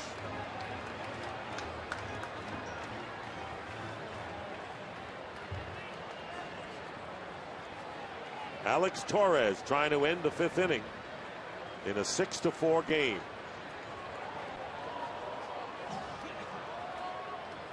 A little late on the timeout call there. Yeah, but granted. Yes, it was. By Jerry Davis. 3-2 pitch and fouled off of McLeod's foot. Well, you mentioned the day so far here for Nate McLeod. Encouraging for the Orioles because he got off to a torrid start in April, was swinging the bat great. May kind of has tailed off a little bit, but certainly have a good day today, and that does not feel good. Full swing right off, missing the padding right off the top of the foot. He waits him out, gets the walk. So McLeod been on base 3 times today, and that'll bring up Machado. And in this ball game, when you're talking about the offenses that have been so very good,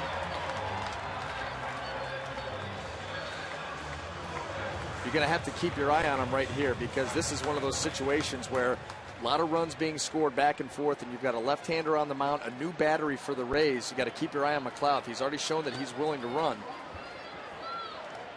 So here's Machado, and after the first pitch to Machado, we'll talk about what you already saw, and that is to celebrate the craft of baseball. And for your chance to win a Chevrolet Impala and a trip to the MLB All-Star Game, visit ChevyBaseball.com.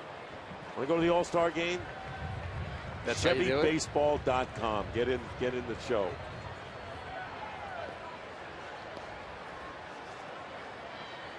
Here goes the runner, and the pitch taken for a ball, and safe at second base is McLeod with his second stolen base of the game. Gives him 13 on the year. Came in to this game second in the American League, and the count is 1-0 to Machado. Well, neither one of these managers are going to call off the dogs, and so you knew with 2 outs and McLeod out there, it's probably a matter of time before he's going to go. He gets a great jump going off first movement from the pitcher and gets in quite easily. So the Orioles have a runner in scoring position. 2-0 the count to Machado.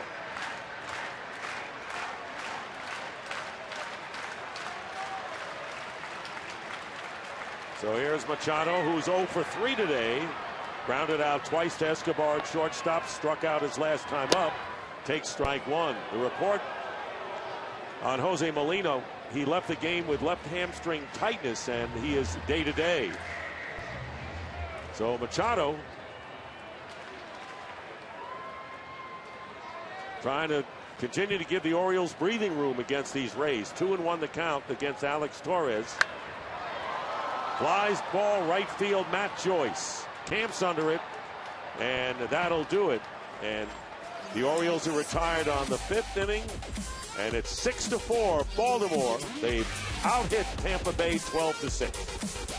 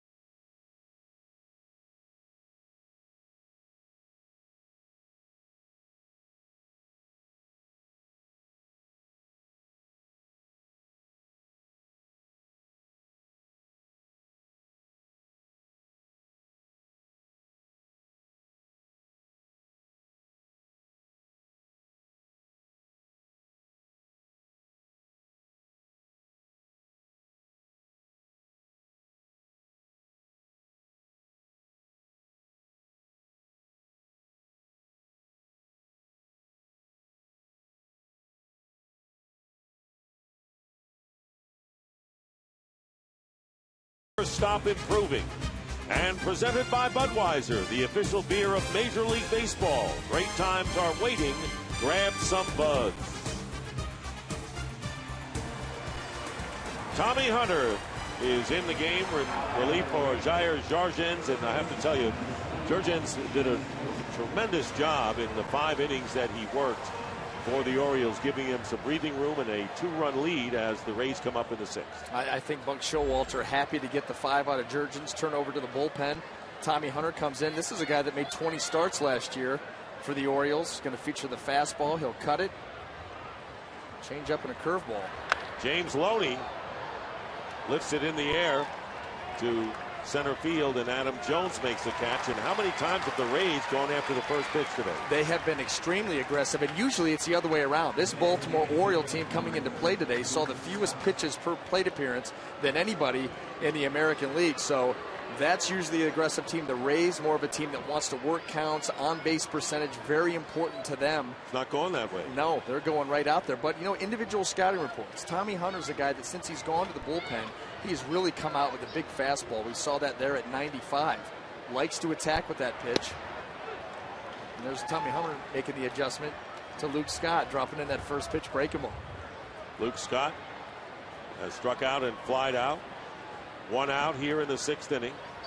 Hunter, the 26-year-old from Indianapolis, but played college ball at the University of Alabama.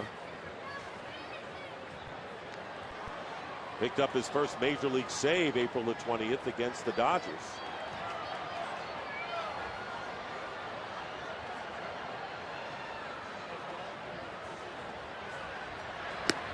That pitch is high. Hunter went 13-4 as a starter for the Texas Rangers back in 2010. Well, that was just in 22 starts. Very productive.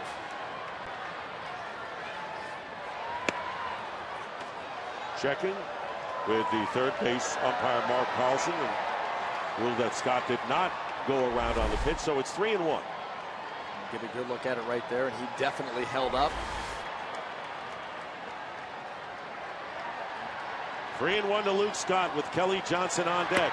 Good fastball. Swing and a miss. Well, that's what happens. The fastball, the closer it is to the eyes, you see the whole baseball, and you think that you can get to it. But when it has this kind of giddy up, boy, you want to take a swing at it. You see it big. It looks like a balloon. A little bit too much velo. 3-2 to Luke Scott. 1 out. Seems like all of Hunter's pitches have been up in the zone. Well, he's riding that fastball up to Luke Scott and then trying to cut it in on his hands. That was that pitch right there, that fastball 94, 95. The cutter's in that 90, 91 range. You don't want to cut one of those down and in to a left-handed hitter. Luke Scott with a lot of power. Again, the 3-2. Ball 4, and so Luke Scott draws a walk.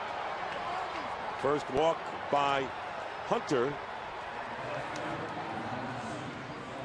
Well, next Saturday, one of the greatest sporting events in the world comes to Fox as Dortmund battles Bayern Munich live from historic Wembley Stadium. I know the difference. Don't miss 2 of soccer's greatest teams collide in the UEFA Champions League final next Saturday at 2 p.m. Eastern, only on Fox. Don't miss it. You're a Bayern Munich fan? Bayern Munich. You're a fan of that? Yeah.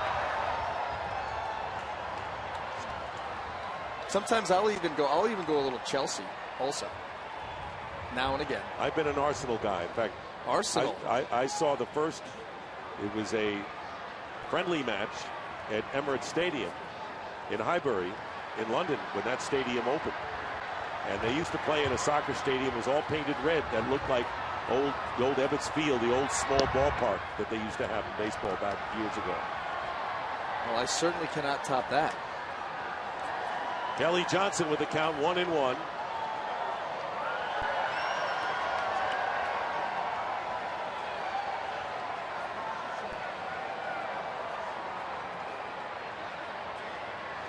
Luke Scott at first with 1 out, and a fastball fouled back on the screen.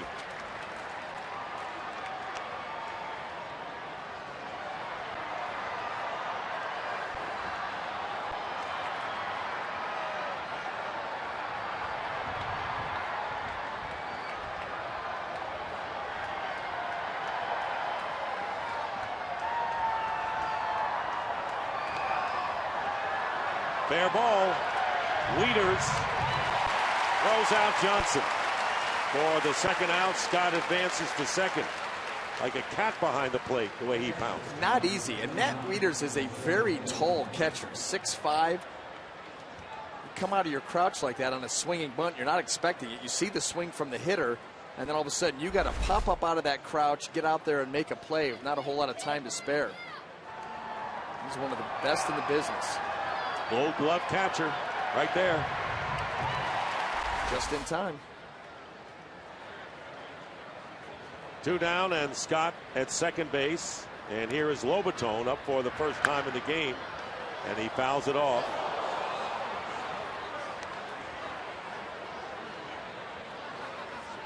Lobaton hitting .258, 2 homers and 7 runs batted in. Came in as a pinch runner in the 5th inning when Molina came up lame. Molina after a pair of doubles. Lobaton lifts a high pop fly to shallow right field, and Markakis makes the catch, and that'll do it. So after 5.5 here at Oriole Park at Camden Yards, it's the Orioles 6 and the Rays 4.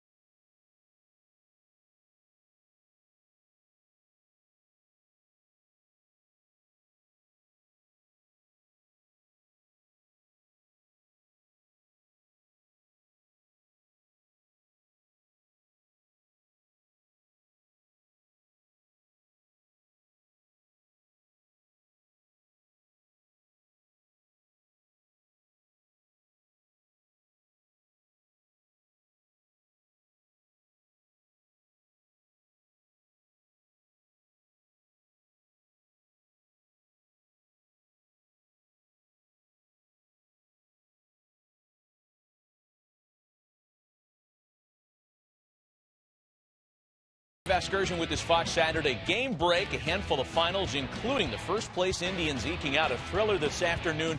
Jason Kipnis scores the game winner in the bottom of the 9th on a Mark Reynolds fielder's choice. Tribe has won 3 in a row and 10 of their last 13. Among the games in progress, Sox and Angels. Angels trying to come back from a 4-0 deficit. They've erased it after Mark Trumbo doubled in Albert Pujols to tie it. Alberto Callaspo's sac fly gives the Angels the lead. Chi Sox season best 4-game winning streak in jeopardy as we get you back to Dick and Brian in Baltimore. All right, Matt, thank you very much. How about those Indians? Playing very well. How about the power? A lot of home runs. Won 19 out of their last 26 dating back to April the 20th as Nick Markakis takes strike 1, and the Indians battling with Detroit, and pretty good. Kansas City resurgent. Yep. Well, they picked up James Shields in a trade from the Tampa Bay Rays. They're playing very well. 2 strikes to Nick Markakis, who's looking for his 4th hit, which would match his season's high at 4 against the Twins early in the season. 1 ball and 2 strikes.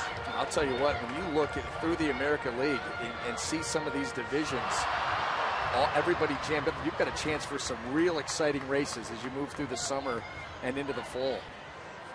And of course, with the wild cards, that makes it especially fascinating. And as we said, in this division alone, In the AL East, 4 teams are 500 or better. Well, the best winning percentage of any division in baseball. And the thing is, too, is I love the second wild card and the fact that it has put the onus back on winning the division, because that wild card, it's not a series anymore. You get a game. Comebacker to Alex Torres, and Markakis is retired. 1 out here in the Orioles' 6th inning. Alex Torres came in last inning as the 3rd pitcher. Gave up a walk. And a stolen base. Retired Machado with the runner in scoring position. Gets Markakis for the 1st out. And here's Adam Jones. Big 2-run homer for Adam Jones in the 1st inning, his 6th of the year. With 3 RBIs now with 29 runs driven in.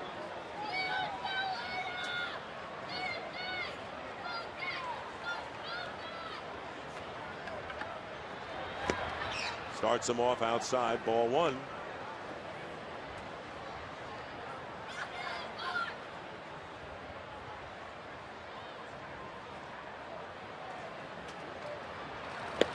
There's a strike. Change up there by Torres. You know, Adam Jones, one of those guys that Buck Showalter, a big believer of up the middle defense, and that's why the second base issue, something, you know, you wonder if Yamaika Navarra is going to get an extended look out there, because you're good out at shortstop with J.J. Hardy. You've got, of course, you mentioned the Gold Glove winner Matt Wieters behind the plate, Adam Jones and his highlight reel catches and the ground that he covers out in center. You want to be strong up the middle, and the Orioles certainly are that. Big swing and a miss. 2-2. Speaking of fielding, defense, the Rays, it's always been one of their trademarks. Last year it kind of fell apart, and this year they are 1st in the league, and their 13 errors are the fewest in the American League. Here's the 2-2 and a full count now to Adam Jones with Chris Davis on deck. Kind of shows you how important Evan Longoria is to the Rays, with all the time that he missed last year, and Joe Madden and his mixing and matching of lineups and getting guys out in the field. Had to move a lot of bodies around there through third base. Guys playing out of position for an extended period, and it led to a lot of errors. Not that it's been a big hole, but if you take the hitting of the Rays this year with the pitching of last year, wow, pretty good formula right there.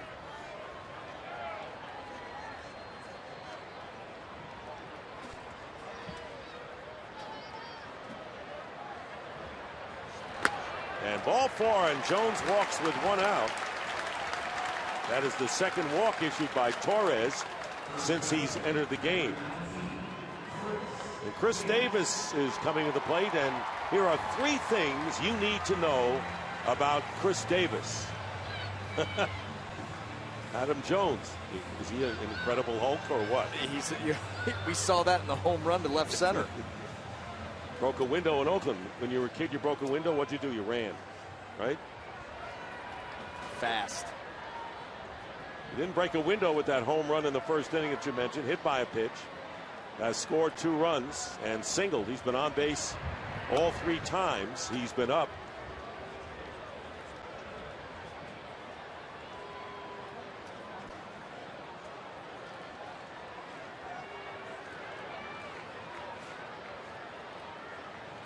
Lead by Jones, who has 5 stolen bases in 5 attempts. Gets back there, and his team leading 6-4. And again, you fully expect at some point for Adam Jones to go. We saw this tandem right here, and Nate McLouth able to swipe a bag quite easily. And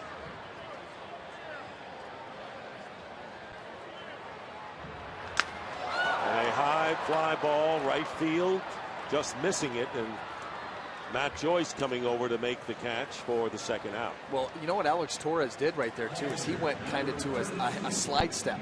Didn't go with the high leg kick. And sometimes that's good when you're trying to hold a runner over at first, but it can also get on the hitter. The hitter's waiting for that leg to come up. He's getting ready to time you. All of a sudden you slide step. That's right. He doesn't get it started quick enough, and you jam him, get the soft fly to right. 2 down, and Jones, the runner at first, and Matt Wieters 0 for 2, walked his last time.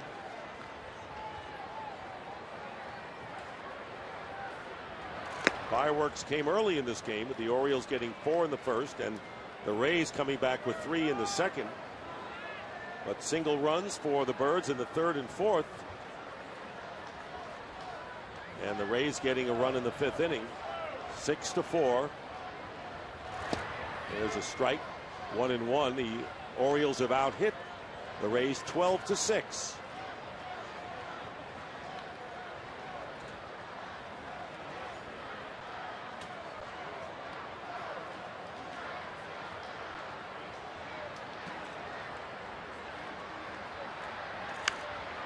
Gets jammed, popped up. Longoria will watch it go out of play.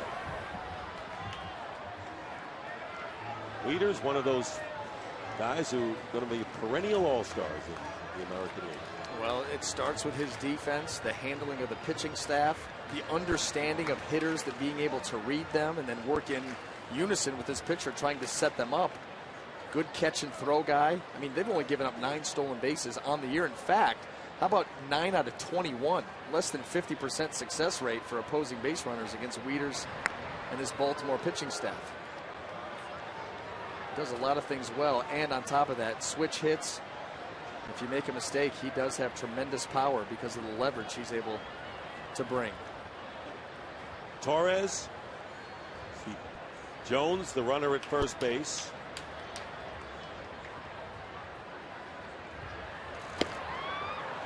Wieters chases, strikes out for the 2nd time. Once again, Torres gets out of the inning, walking 1 and leaving 1. We go to the 7th.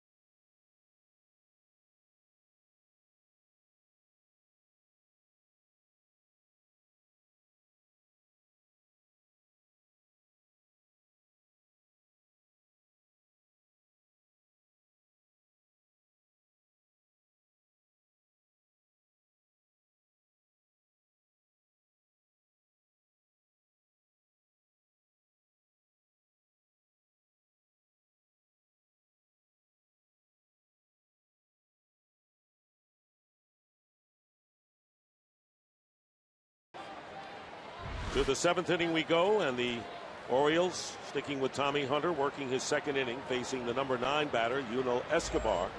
Singled and bounced out, drove in a run, and came around to score. Looks at strike 1.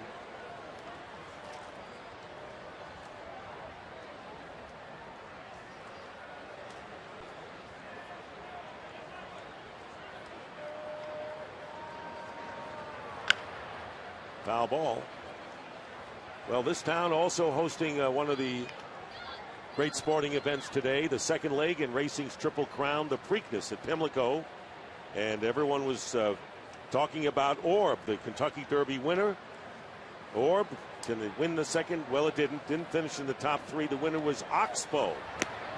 Oxbow, trained by D. Wayne Lucas. And I think D. Wayne Lucas has won about 1 million Preakness Stakes in his brilliant career. So, and 0-1, it was Oxbow, not Orr. And Escobar strikes out for the first out here in the 7th. Tommy Hunter coming in here for Buck Showalter, trying to bridge the gap to the back end of the bullpen, and so far doing a very nice job getting Escobar there on a hard cutter down and away. Thing about that pitch too is you can throw it sane plane and use it as a cutter. You get on top of it just a little bit and it gives you more of a slider look, a little bit of depth to it. Strike to Desmond Jennings, who's 0 for 3. So Tommy Hunter came in, walked one batter last inning in relief of Jair Jurgens. That just misses, and it's 1-1.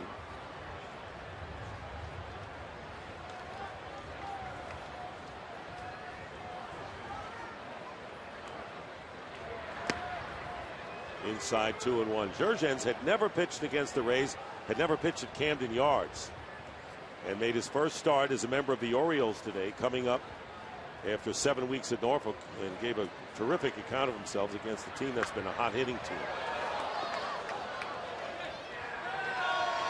He just had that one bad inning in the 3rd, but he pitched effectively with the lead. He went out and went after these hitters. You're right, the Rays 12 runs on the board last night, 17 hits. He was able to mix that changeup, keep the hitters off balance, and allow his offense time to tack on. Rays were able to close it to 4-3, and they edged it back out to 6-3, and then all of a sudden you hand the reins to Tommy Hunter. Hopefully, at some point for Buck Showalter, you're able to turn it over to Jim Johnson. Right now, the Rays, you're looking at base runners, and you've got a good one here at the plate. You'd like to get him on right now. Here's the 2-2 pitch, and it's fouled out of play.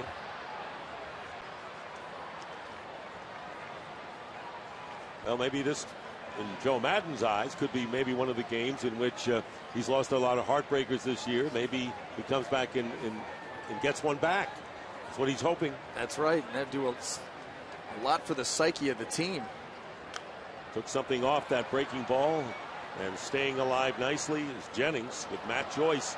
You saw him in the on-deck circle. He's been the best run producer today for the Rays with the homer and double, knocking in 2 runs and scoring 1. There he is in the background. 2 balls and 2 strikes to Desmond Jennings,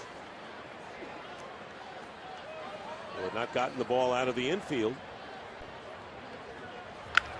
and still doesn't, as he lines sharply to J.J. Hardy for the 2nd out. And now it's time for the Just for Men Auto Stop Foolproof Stat. And Chris Davis, who extended his hitting streak today, blistering 364, 3 homers, 10 RBIs, 10 runs, and that's what you look for in a guy in the middle of the order. He's been so very productive for the Orioles all season long. And Joyce grounds it to Davis, who flips to Hunter, and that'll do it, a 1-2-3 inning for Tommy Hunter. And in the middle of the 7th here in Baltimore, the Orioles still lead by 2.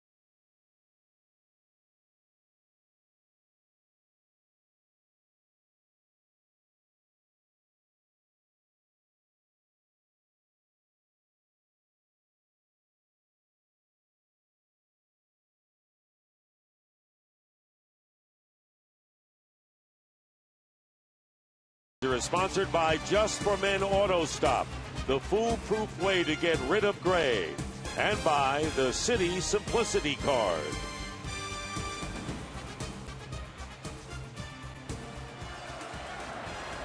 Alex Torres working his third inning, facing J.J. Hardy, and an off-speed pitch on the outside corner for a strike. J.J. Hardy with a single and a double extends the Orioles' season-long hitting streak to 13 games.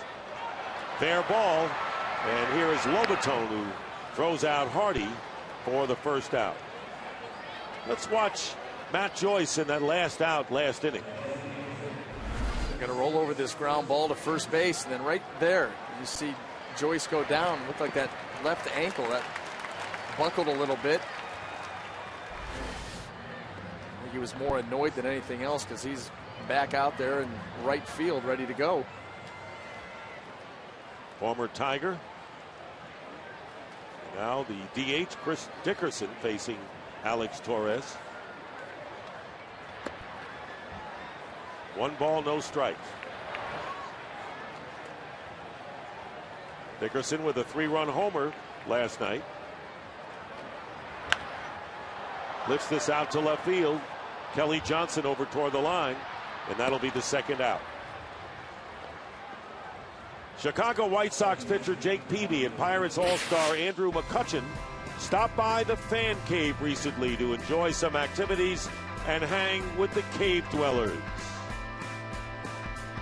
Baseball's biggest stars, celebrities, and fans all go to the MLB Fan Cave to check out all the fun. So go to MLBFanCave.com to see all the great Fan Cave videos. Boy, that's been quite an enterprise and an attraction. Yes, it has. Continues to grow. Yamiko Navarro with 2 down has to do some rope skipping. He yanked that ball in there by the legs. You talk about moving somebody's feet. But yeah, that MLB Fan Cave, you just never know who you're going to run into there. Have you had a chance to I have not. go by? You will, though, at some point. I will. I want to see who I'm going to run into. In the air, right center field, Desmond Jennings. And a 1-2-3 inning for the Orioles. We go to the 8th. It's 6-4 Baltimore.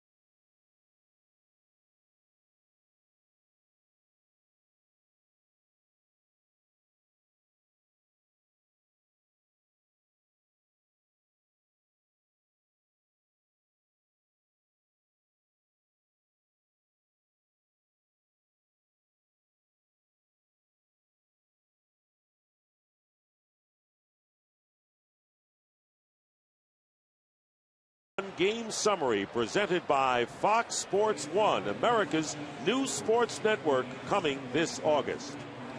Back-to-back home runs in the first inning. Jurgens with a terrific performance in his first start as an Oriole. And John, would you say we're living up to the runs that we promised? It's been wild. It has been wild. I'll tell you what, though, some sense of normalcy has come back to this game the last couple of innings. Yes. A wild start, kind of an uneven start all around.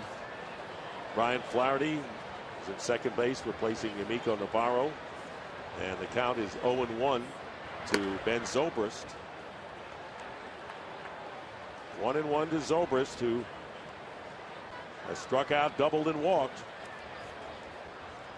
He'll be followed by Evan Longoria and James Loney. And as a sharply ball hit out to center field, Adam Jones outruns it for the first out. Zobrist retired by Jones, who makes it look smooth and easy out there. Yes, he does, and that's why he is an elite defender. And there's a lot of room to cover out there in left center field. As it gets back, the wall comes to a point at 410. Well, what are the three things that you should know about Evan Longoria? Well-rounded. Food and cooking, cars, music. Got it all covered. Strike one. It's like a perfect guy. I'm not going to argue with you. I know Rays fans grateful of his presence and what he has achieved there. And there's a strike. 0-2 quickly from Tommy Hunter. Brian Mattis, the left-hander, warming up in the bullpen.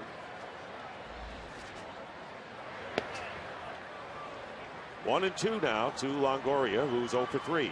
And I think what Buck Showalter's thinking is Tommy Hunter, in his third inning of work, faces Longoria. You bring Mattis in to face Loney, obviously with Jim Johnson being your closer. Going after the high fastball, and Longoria, the count 1-2 strike.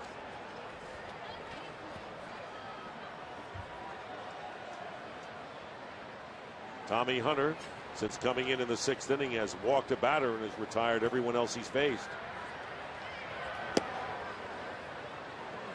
2 balls, 2 strikes to Longoria. American League Player of the Week last week, had a grand slam homer against the Blue Jays and a walk-off home run against the Padres. Well, we mentioned one of the three things you should know. Evan Longoria. You mentioned the drums. And there he is, the drum kit at the stadium in St. Pete.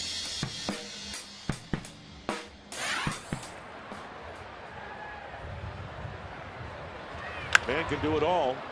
One hopper. Hardy handles it and throws out Longoria for the second out. Hardy, a Gold Glove shortstop, very alert, knows how to handle things. Not flashy, but I'll tell you what, he is efficient. And that ball was roped by Evan Longoria, and he just took a half step back to get a better hop and then makes the throw over. This ball was scolded. How he just kind of sideswipes it, throws it over. And so with 2 out, that'll be all for Tommy Hunter and Brian Mattis, the left-handers you knew would happen. Come in to face the left-handed hitting James Loney, and a hand for Tommy Hunter. Did a terrific job in relief for the Orioles.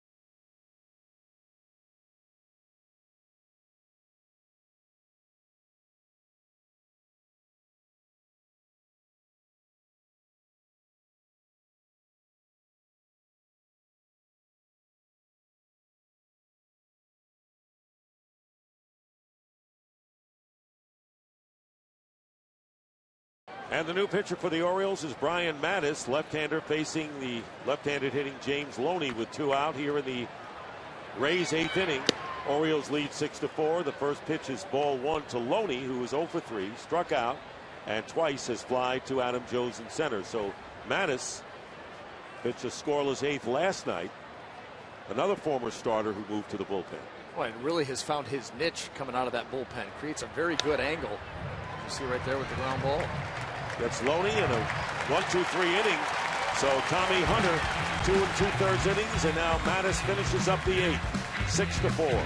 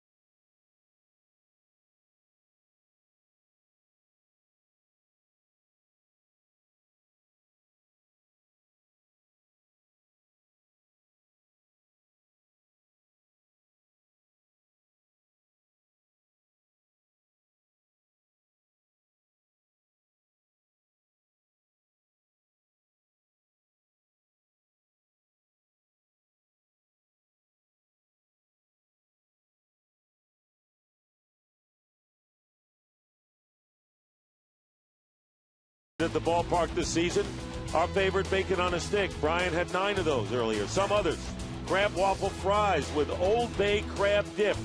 The walk-off, Old Bay Roma sausage in a pretzel roll with house-made Old Bay crab dip. And Big McCloud lines to Loney at first base. We're not done yet. You know, we saved the best for last, Brian. The Triple Crown sandwich. SK hot dog, bacon on a stick, and pulled pork. And if you have all of those at once, you'll be in good shape. Just sitting here watching that scroll across our monitor, I've gained 6 pounds. Yeah. We're going right to the workout room after this is over.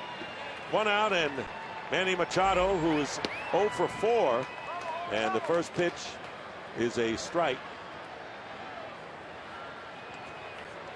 Alex Torres off the fists and a ground ball to Zobrist. Machado is retired for the 5th time, and there are 2 down. Well, today's game presented by Budweiser is sponsored by Chevrolet. Find new roads. And by the makers of One A Day Men's, the official multivitamin of MLB.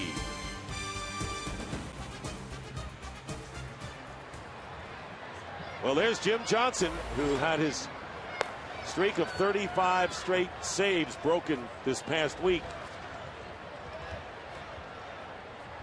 Talk about stalwarts out of the bullpen in the big leagues. He is Exhibit A as Nick Markakis takes a pitch inside for ball. One of the best closers you'll find, and he does it without the overpowering stuff. He's got a good live fastball, but he's not a big strikeout pitcher. Tremendous amount of sink, gets a lot of ground balls. Very efficient. 1-1 to Markakis, who has 3 hits. Doubled home a run in the first, singled in the second, and then a single in the 4th inning. 12 hits for the Orioles. They had 13 hits last night. And in fact, there were 30 hits by both teams in last night's game. 12-10, the Rays winning. And that was the first time this year there was a game in which both teams had scored 10 or more runs.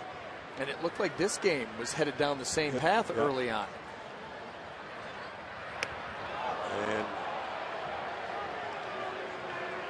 And that jersey is one size bigger, and he's headed down to first base.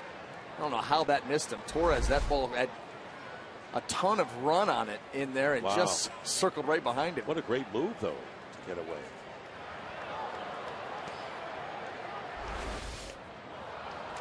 And that'll do it. 1-2-3 inning by Alex Torres, who did not give up any hits out of the bullpen since he came in the 5th. Rays come up in the 9th, their last chance.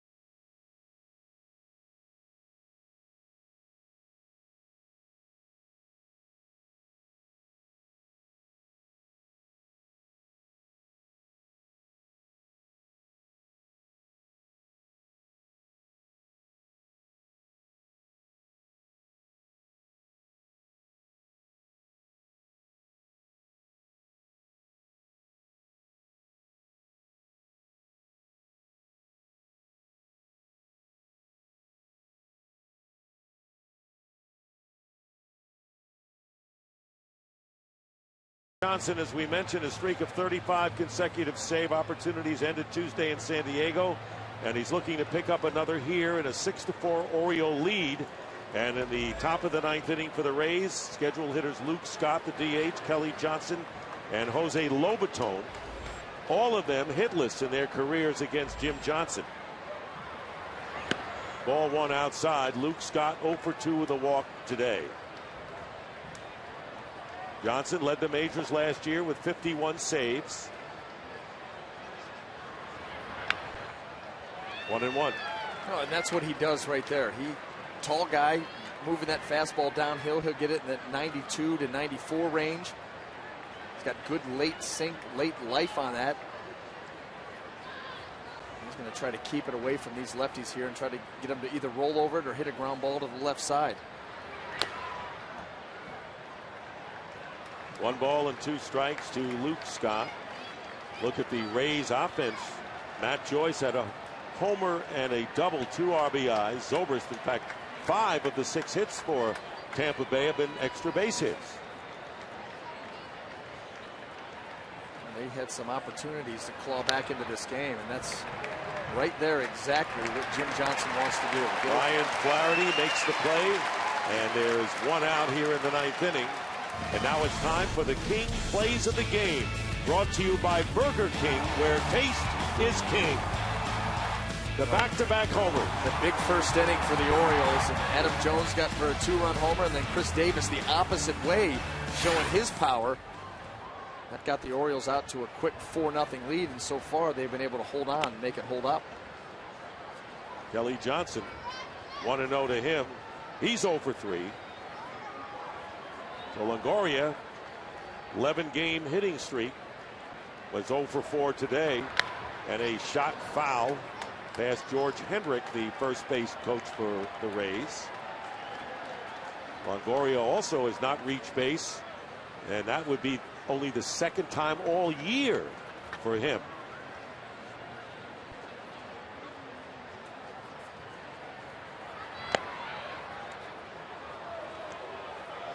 Two balls and a strike to Kelly Johnson, who had a big game last night in the Rays' 12-10 win. And now 3-1. And one pitch away from bringing the tying run to the plate. And that's all you're hoping for if you're Tampa Bay. Just give yourself one shot at it. Fly ball hit to left center field, way deep, and this one is going to be out of here. Kelly Johnson with a solo home run with one out brings the Rays to within a run.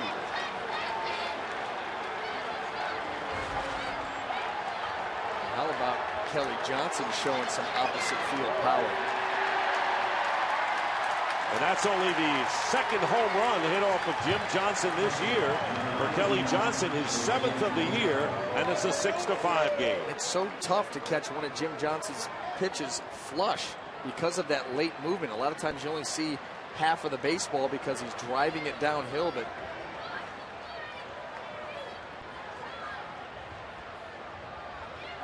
here's Jose Lobaton, and a strike to Lobaton. Kelly Johnson, 3-1 count. Sees that ball for a long time. Look at the head right down on it. Beautiful swing. He's got that uppercut swing, much like Chris Davis, and shoot that ball out to left center. Last night, Kelly Johnson just needed a triple to hit for the cycle. Home run, 4 RBIs. And 4 of his 7 home runs have been here at Camden Yards. And now it's a 1-run game, and the count to Jose Lobaton is 2-1. With Escobar on deck, the number 9 hitter for Tampa Bay. And now falling behind, 3-1 is Jim Johnson.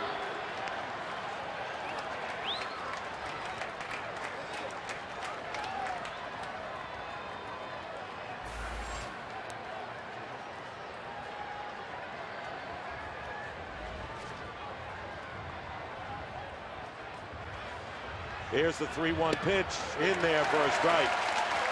Full count to Lobaton. And a little extra velocity on that delivery there by Jim Johnson at 95 miles an hour. Understanding he's going to throw a fastball and a 3-1 count to a hitter. It's probably looking for a fastball. Put a little bit extra on that one. Here's the 3-2 pitch. Ball 4, and the tying run goes down to first base. So a round out by Scott, and then Kelly Johnson with an opposite field home run to make it 6-5, and now Lobaton walks. And earlier this week, on Tuesday, Jim Johnson blew his first save since last July when he gave up RBI singles to Chris Tenorpia and Everett Cabrera, giving the Padres a 3-2 win, snapping that streak of 35 consecutive saves, a franchise record. So here is Escobar, who has a hit in 3 trips and has scored a run. Well, you know, Escobar is swinging a much better bat as of late, and Jim Johnson right now struggling with his command. That first pitch fastball missed badly.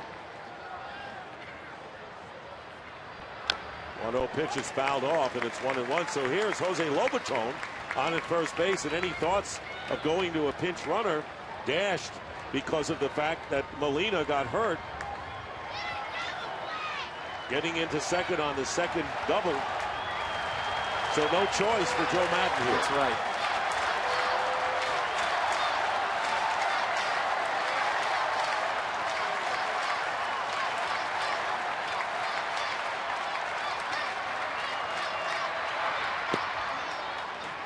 Two and one now. So the Rays are trying to do to the opposition what has been done to them all too often this year. I'll try to come back. I'll tell you what, nothing energizes a team more than a late inning comeback win, and vice versa. Nothing demoralizes a team more than giving up late leads. The Rays have been on the wrong end of that too many times. And it's now 3-1 to Escobar. Desmond Jennings, the top of the order, on deck. And even though you're watching Jim Johnson struggle with his command, you live and you die with your closer. That bullpen for the Orioles is nothing going on out there. This is his ball game. And right now just cannot find the zone with any consistency. And it's ball 4. Back-to-back walks. When do you see that from Jim Johnson? And now the tying run is at second base, and the go-ahead run is at first. And these misses haven't been very close. It's not like he's just missing. He's yanking fastballs. He bounced that last one. I'll tell you what, when you're out there on the middle of that diamond and can't find the strike zone, it's one of the loneliest places and one of the worst feelings you can have. So coming into this inning, Scott was 0 for 2. Johnson 0 for 4. Lobaton 0 for 3. Gives up the home run to Johnson. His first hit of his career against Kelly Johnson, against Jim Johnson. And then he walks the next 2. And here is Jennings, who is 1 for 6 lifetime against Jim Johnson. Jennings 0 for 4. 3 of the 4 times hitting the shortstop. Shows bunt, takes the ball outside. Crowd getting a bit apprehensive, to say the least.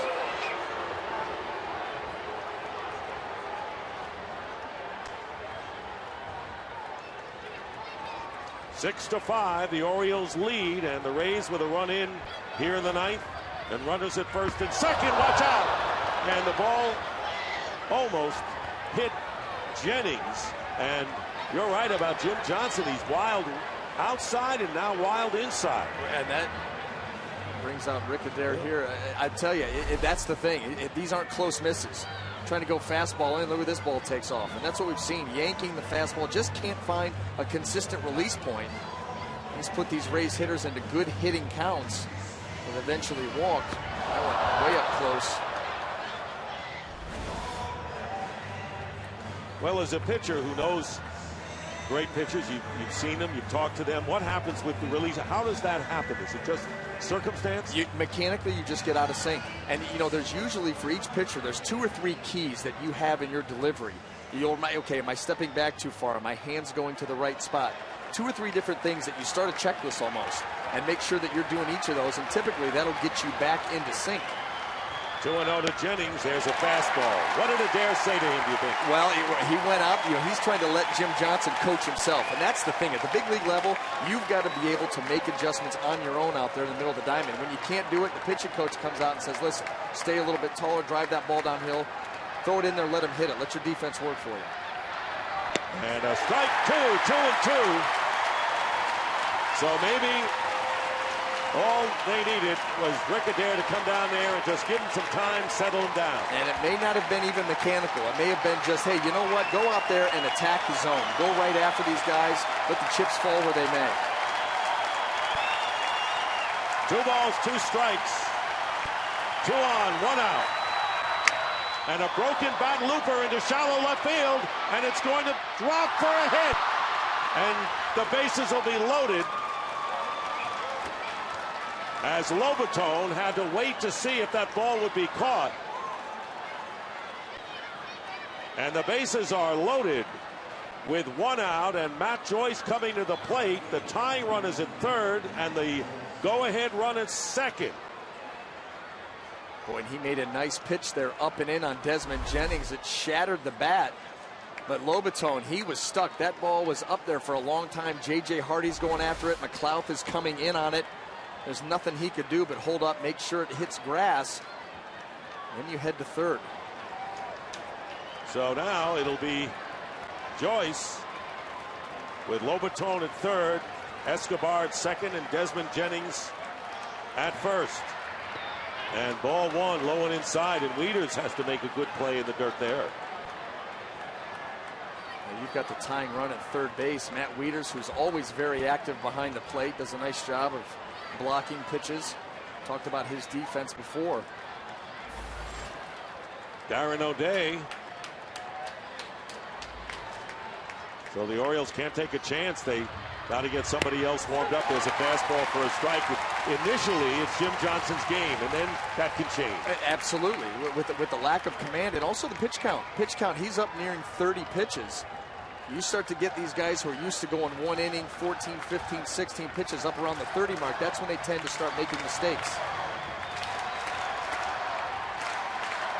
Matt Joyce hitless in his career against Johnson, takes down low, and it's 2-1. That was the case with Fernando Rodney the other night against the Red Sox when he walked the bases loaded and eventually gave up the game-winning hit to Will Middlebrooks. Too many pitches. You talk about starter pitch counts. What about the closer? That's right. They're not used to throwing that many pitches, and he came with a changeup, and if he gets that changeup a little bit further down, probably strikes Middlebrooks out. Left it up a little bit. Middlebrooks cashed in and cost the Rays a victory. Here's the 2-1 pitch and a foul ball, so the count is 2-2.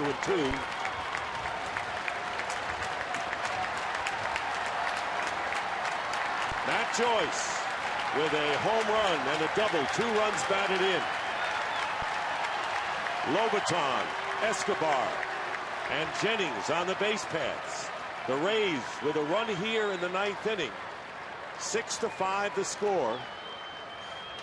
And Jim Johnson, next pitch will be his 30th. So there you go. Yes. Not used to that many. No, not getting up into that danger zone. Usually this inning is long over with. It's like a starting pitcher being up at 125. 2 balls, 2 strikes to Matt Joyce. Checks his swing and a full count. They checked with Mark Carlson, but Joyce did not swing.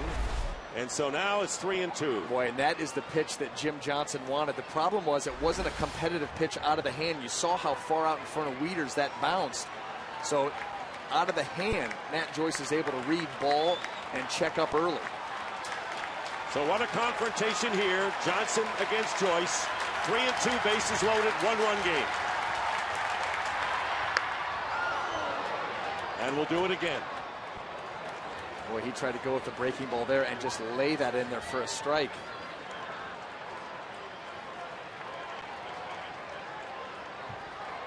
On deck will be Ben Zobrist.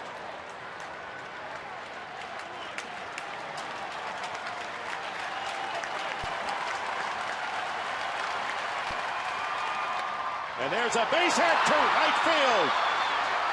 2 runs will score. And the Rays have taken the lead. Diving into second with a double is Matt Joyce. A 2-run double. And the Rays lead it by a score of 7-6 as Jennings goes to third off of Jim Johnson. A shocking development for Oriole fans who are used to seeing an automatic from him. And Buck Showalter coming out to the mound.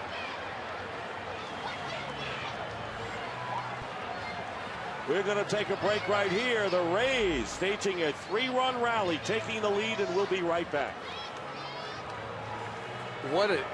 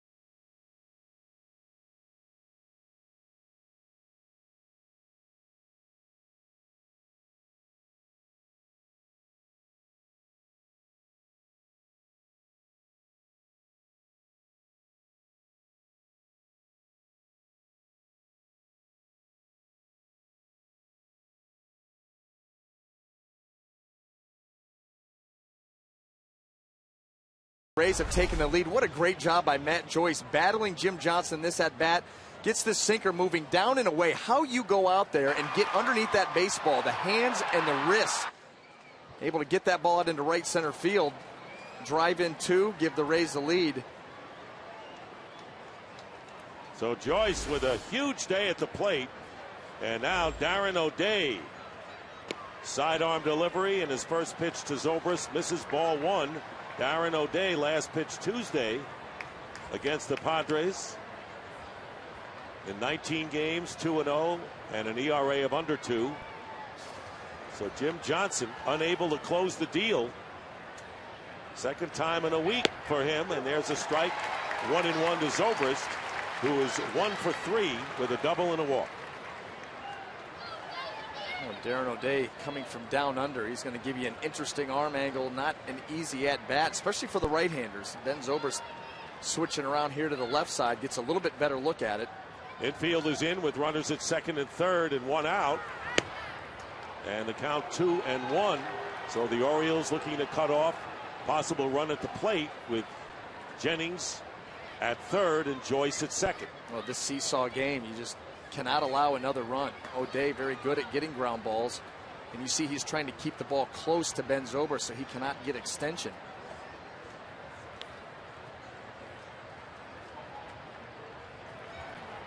Two, 1 and a base hit to right field. And 2 more runs will score for the Rays. And sliding into second, the ball gets away. And Ben Zobrist with a 2-run double, adding to the Rays' lead. And it's now 9-6. So the Tampa Bay Rays doing to others what others have done to them so many times this year. What an uprising here for the Rays. O'Day tries this fastball moving in on Ben Zobrist, and he's able to pull those hands close to his body and get enough of it to dump it out into right field. And how about this? 5-run 9th inning for the Rays, and they lead 9-6. Here's Evan Longoria with Zobrist in scoring position. Crowd is stunned, and the first pitch is ball 1. Zobrist now with 27 RBIs and 4 runs batted in for Joyce with his homer and 2 doubles. Back 10 hits for the Rays, 8 are the extra base hits.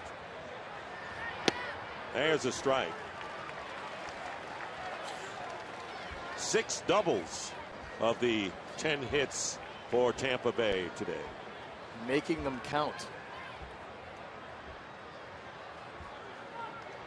Zobrist. And Longoria, the 8th man to come up.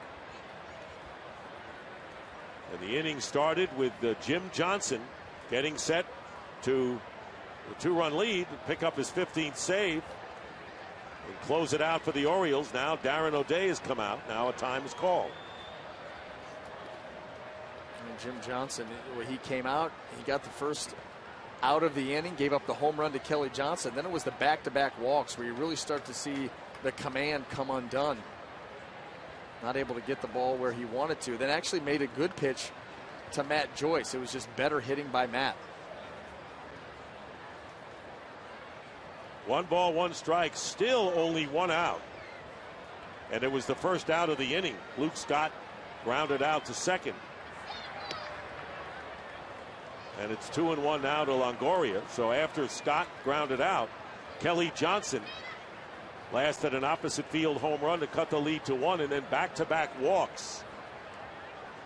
Jennings with an infield hit and back-to-back doubles by Joyce and Zobrist. Here's a pop fly down the right field line, and it is dropped by Chris Davis in fair territory. And now the Rays have runners at second and third. Longoria winds up on second. Zobrist, who had a hold up, goes to third, still with 1 out. And it's caving in for the Orioles here in the ninth. Well, that ball off the bat, Evan Longoria sees that ball is out in no man's land. So he's hustling right out of the box. And Chris Davis trying to make a very difficult over-the-shoulder catch to a ball moving away. And you see he ends up a little bit short.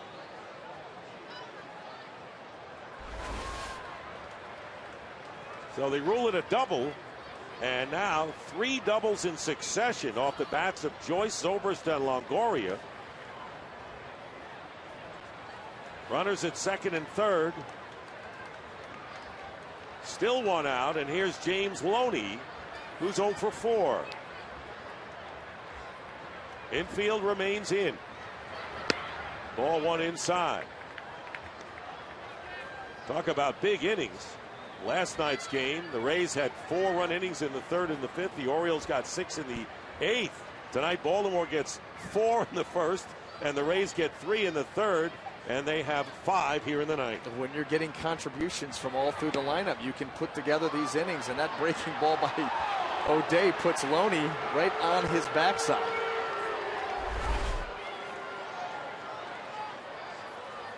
I mean, that ball out of the hand, Loney's seeing it down the middle, and it just starts tracking in. He'd do anything to get out of the way and not swing. Jake McGee has been warming up for the Rays, and he'll be coming in the bottom of the 9th inning. 2 balls, no strikes now to Loney. Misses the outside corner. And it's 3-0. 1 pitch away from loading the bases for Luke Scott, the DH. What a dramatic turn. There's McGee, who's been solid lately in the bullpen, and now they're not going to take any chances and walk Loney intentionally to load the bases. And pitch to Scott. The bases are loaded with 1 out. Of course, you're down by 3 runs, and now you have a force at any base. And that's exactly why Buck made that call as the count continued to go on, and especially James Loney able to handle the bat. We talked about the way that he's able to spray the ball around, hit it where it's pitched. He's a dangerous guy in that situation. So you put him on, and it's not ideal, but you take your chances here. So Loney is at first base.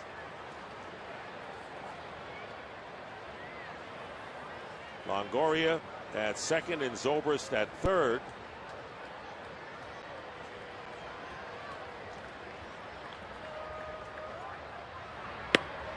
One and 0 to Scott, who started this inning by bouncing out to Ryan Flaherty, second baseman, who had gone in for Yamiko Navarro.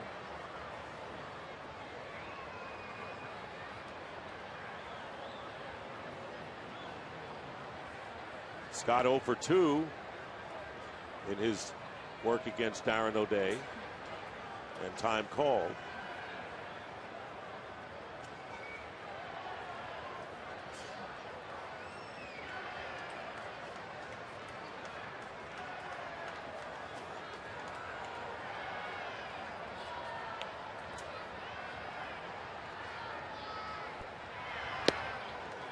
Two and 0. Something's in the water out in that bullpen. These Oriole relievers, one of the better bullpens in the American League, and just can't find the strike zone. You know, it's one thing when you're getting hit, and that's going to happen. But when you're having trouble finding the strike zone, and pitches, a lot of them not that close. Tommy Hunter gave a good account of himself, but that was it, kind of. Although Mattis faced 1 batter.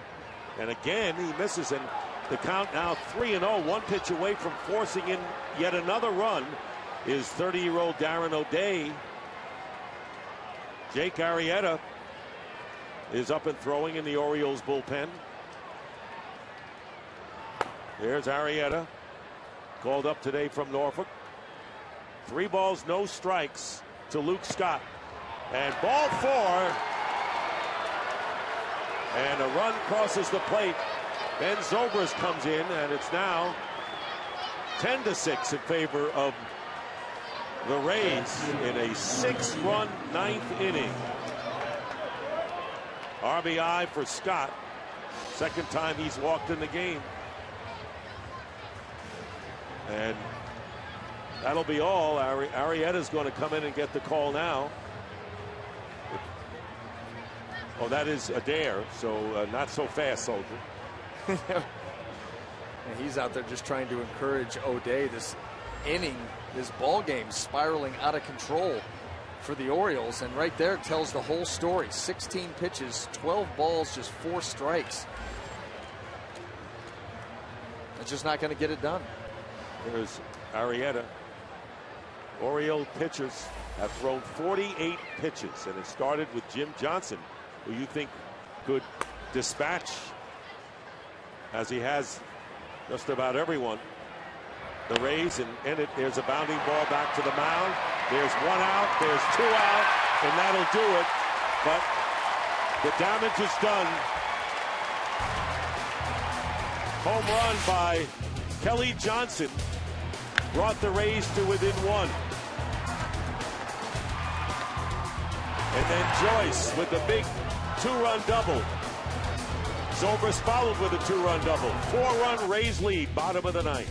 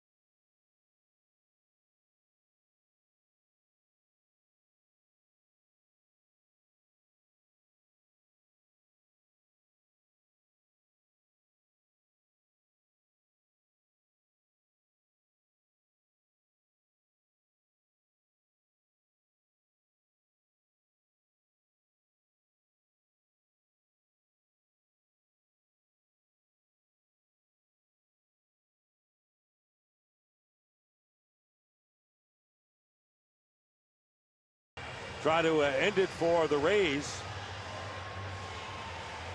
Lukey, the 28-year-old right-hander from Covington, Kentucky, had 3 scoreless outings since he came up last Saturday, most recently against the Red Sox on Wednesday. And has shown some impressive stuff. He was promoted from Durham. Good slider, good fastball. He's got very short arm action out of the glove. He does a great job of hiding the ball. Looking to close this game out for Tampa Bay.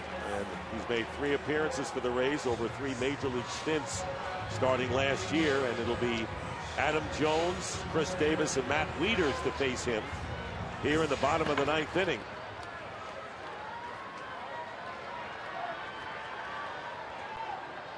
Adam Jones with a 2-run homer in the first inning. Also got a run home on a fielder's choice, has walked. 10-6, the Rays lead. This crowd stunned over the developments here with Jim Johnson coming in.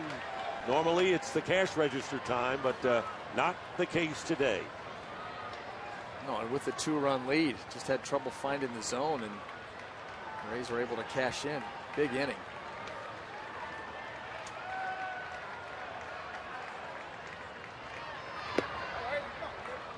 One ball and 1 strike now. 9 consecutive Rays reached after the first out with 5 hits and 4 walks in that 5-run 9th inning.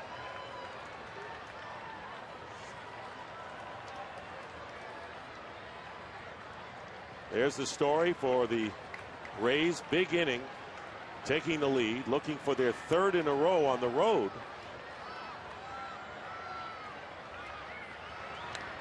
Foul back.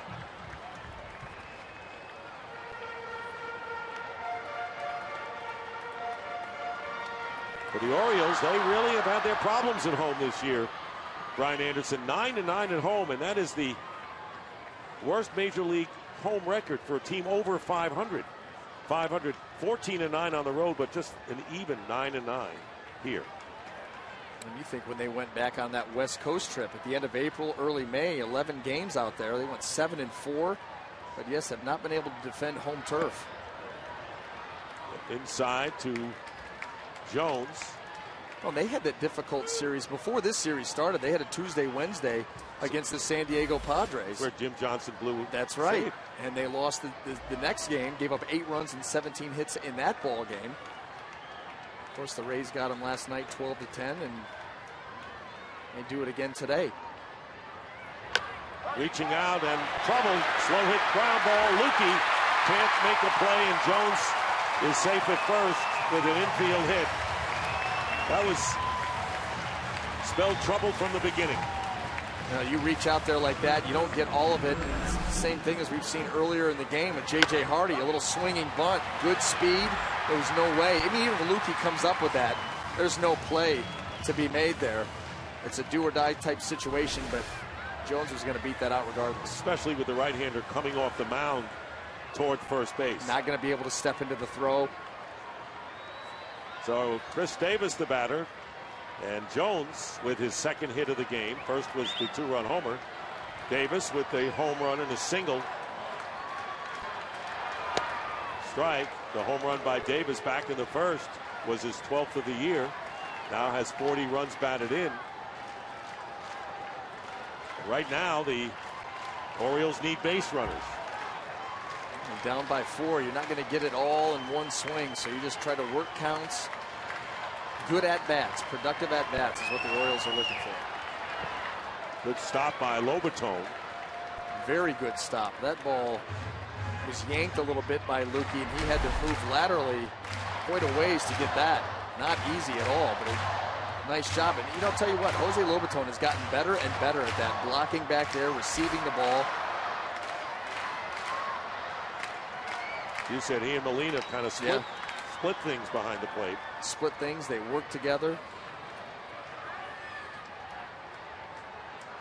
Loney playing behind Jones with a 4-run lead. The shift is on, and the big cut and a miss by Chris Davis. Well, the thing about Lukey, too, when you watch him come set, especially from that good center field angle, you see the hand come out of the glove, and it's just straight back and then right through the zone. He's got quick, short arm action, and he keeps it right behind him. So all of a sudden, that ball gets to its release point, and it just jumps on you. We've seen the good velocity at 95, 96. Lukey's ahead on the count, 1 ball and 2 strikes. Trying to get the first out here in the bottom of the 9th. And reaching out, ground ball to Zobrist, makes the play for the first out as Jones goes to second. Well, it is back. Starting next Saturday, Fox's baseball coverage moves to prime time with Baseball Night in America. It's 8 straight weeks of some of the most exciting young stars in the game. And it all starts next Saturday at 7 p.m. Eastern, only on Fox. So 1 out and Jones at second, and Matt Wieters to the plate.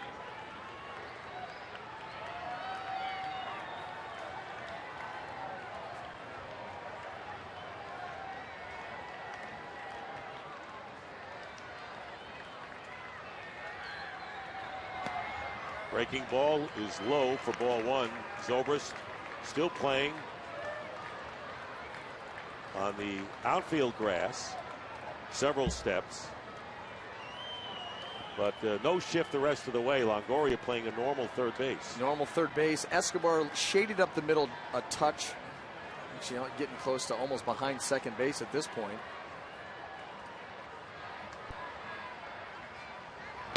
Fastball. 1-1 to Wieters. Tonight is hitless. Did walk in the 4th inning. Has struck out twice. Well, and you think if you've got a hitter at the plate that is not going to be a speedster up the line, that's what allows Ben Zobrist to play so deep. That gives him more range.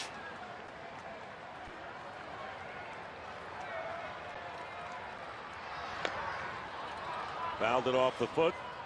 for strike 2, 1-2 to Matt Wieters with J.J. Hardy on deck. It's funny in these games, you can never be comfortable. No. Orioles couldn't in the top of the 9th inning, and the Rays can't be here. There is no clock in baseball. Cannot milk the clock.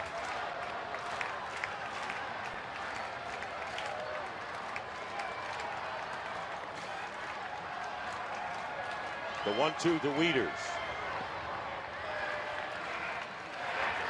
2 balls and 2 strikes to the switch-hitting Orioles catcher.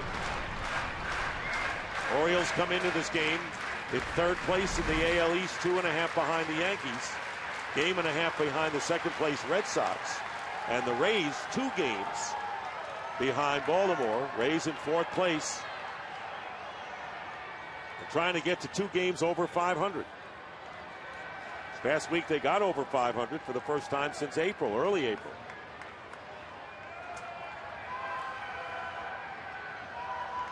Two to Wieters. Down low, full count. Well, maybe the water is the same for both bullpens. I'm wondering. I am wondering. This is a big pitch here for Lukey.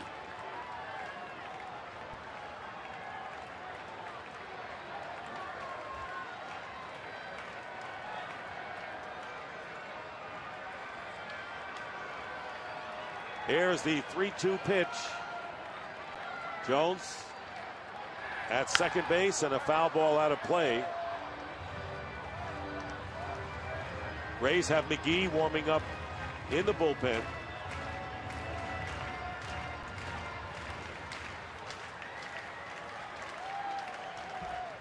There's Jake McGee.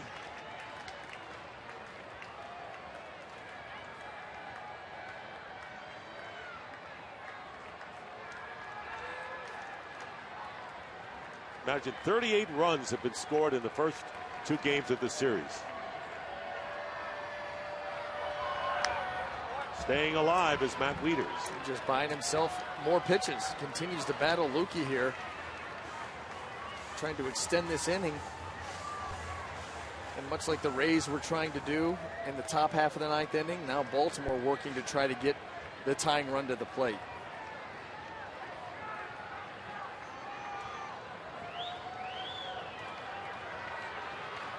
Adam Jones singled and advanced on a ground out.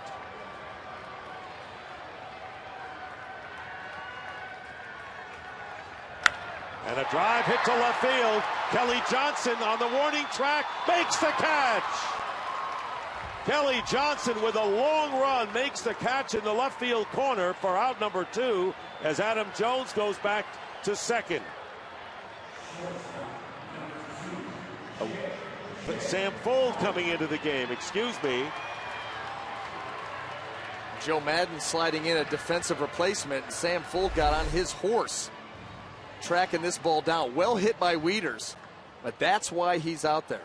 Make a nice play like that going into the wall. How about the catch he made and the catch that Joyce made on that last homestand? Oh, wow.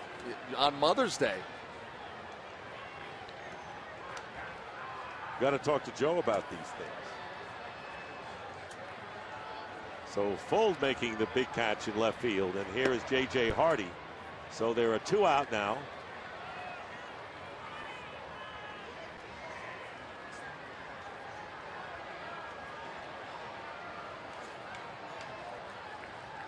And Lukey trying to end it all right here.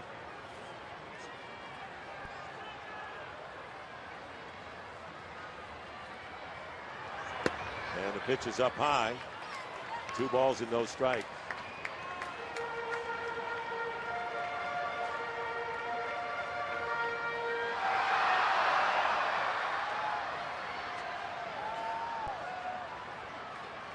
Two balls and no strikes with 2 out. Here in a 10-6 game.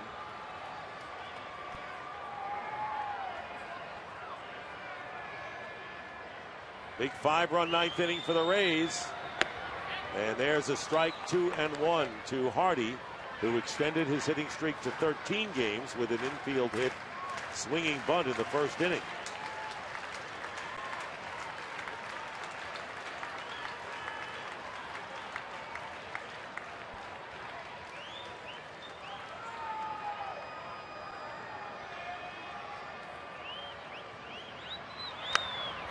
Now it's 2-2.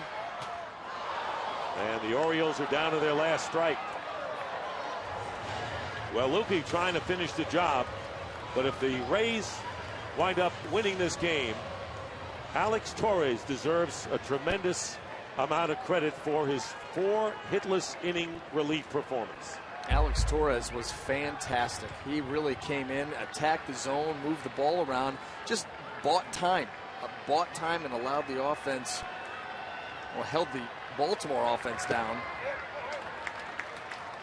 long enough. You know, we talked about it. Baltimore was going to continue to try to press the matter, add on to the lead. Torres shut that down, kept that lead at just 2, and that gave the Rays the opportunity that they cashed in on the 9th. Orioles have only 1 hit since the 4th inning, and that was Adam Jones' leadoff hit here in the 9th inning.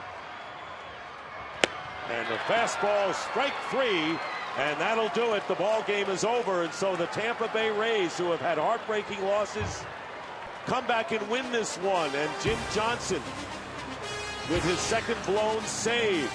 Final score 10-6. And for scores and highlights, let's send it to our studio with Matt Vasgersian and Mitch Williams. So long, everybody.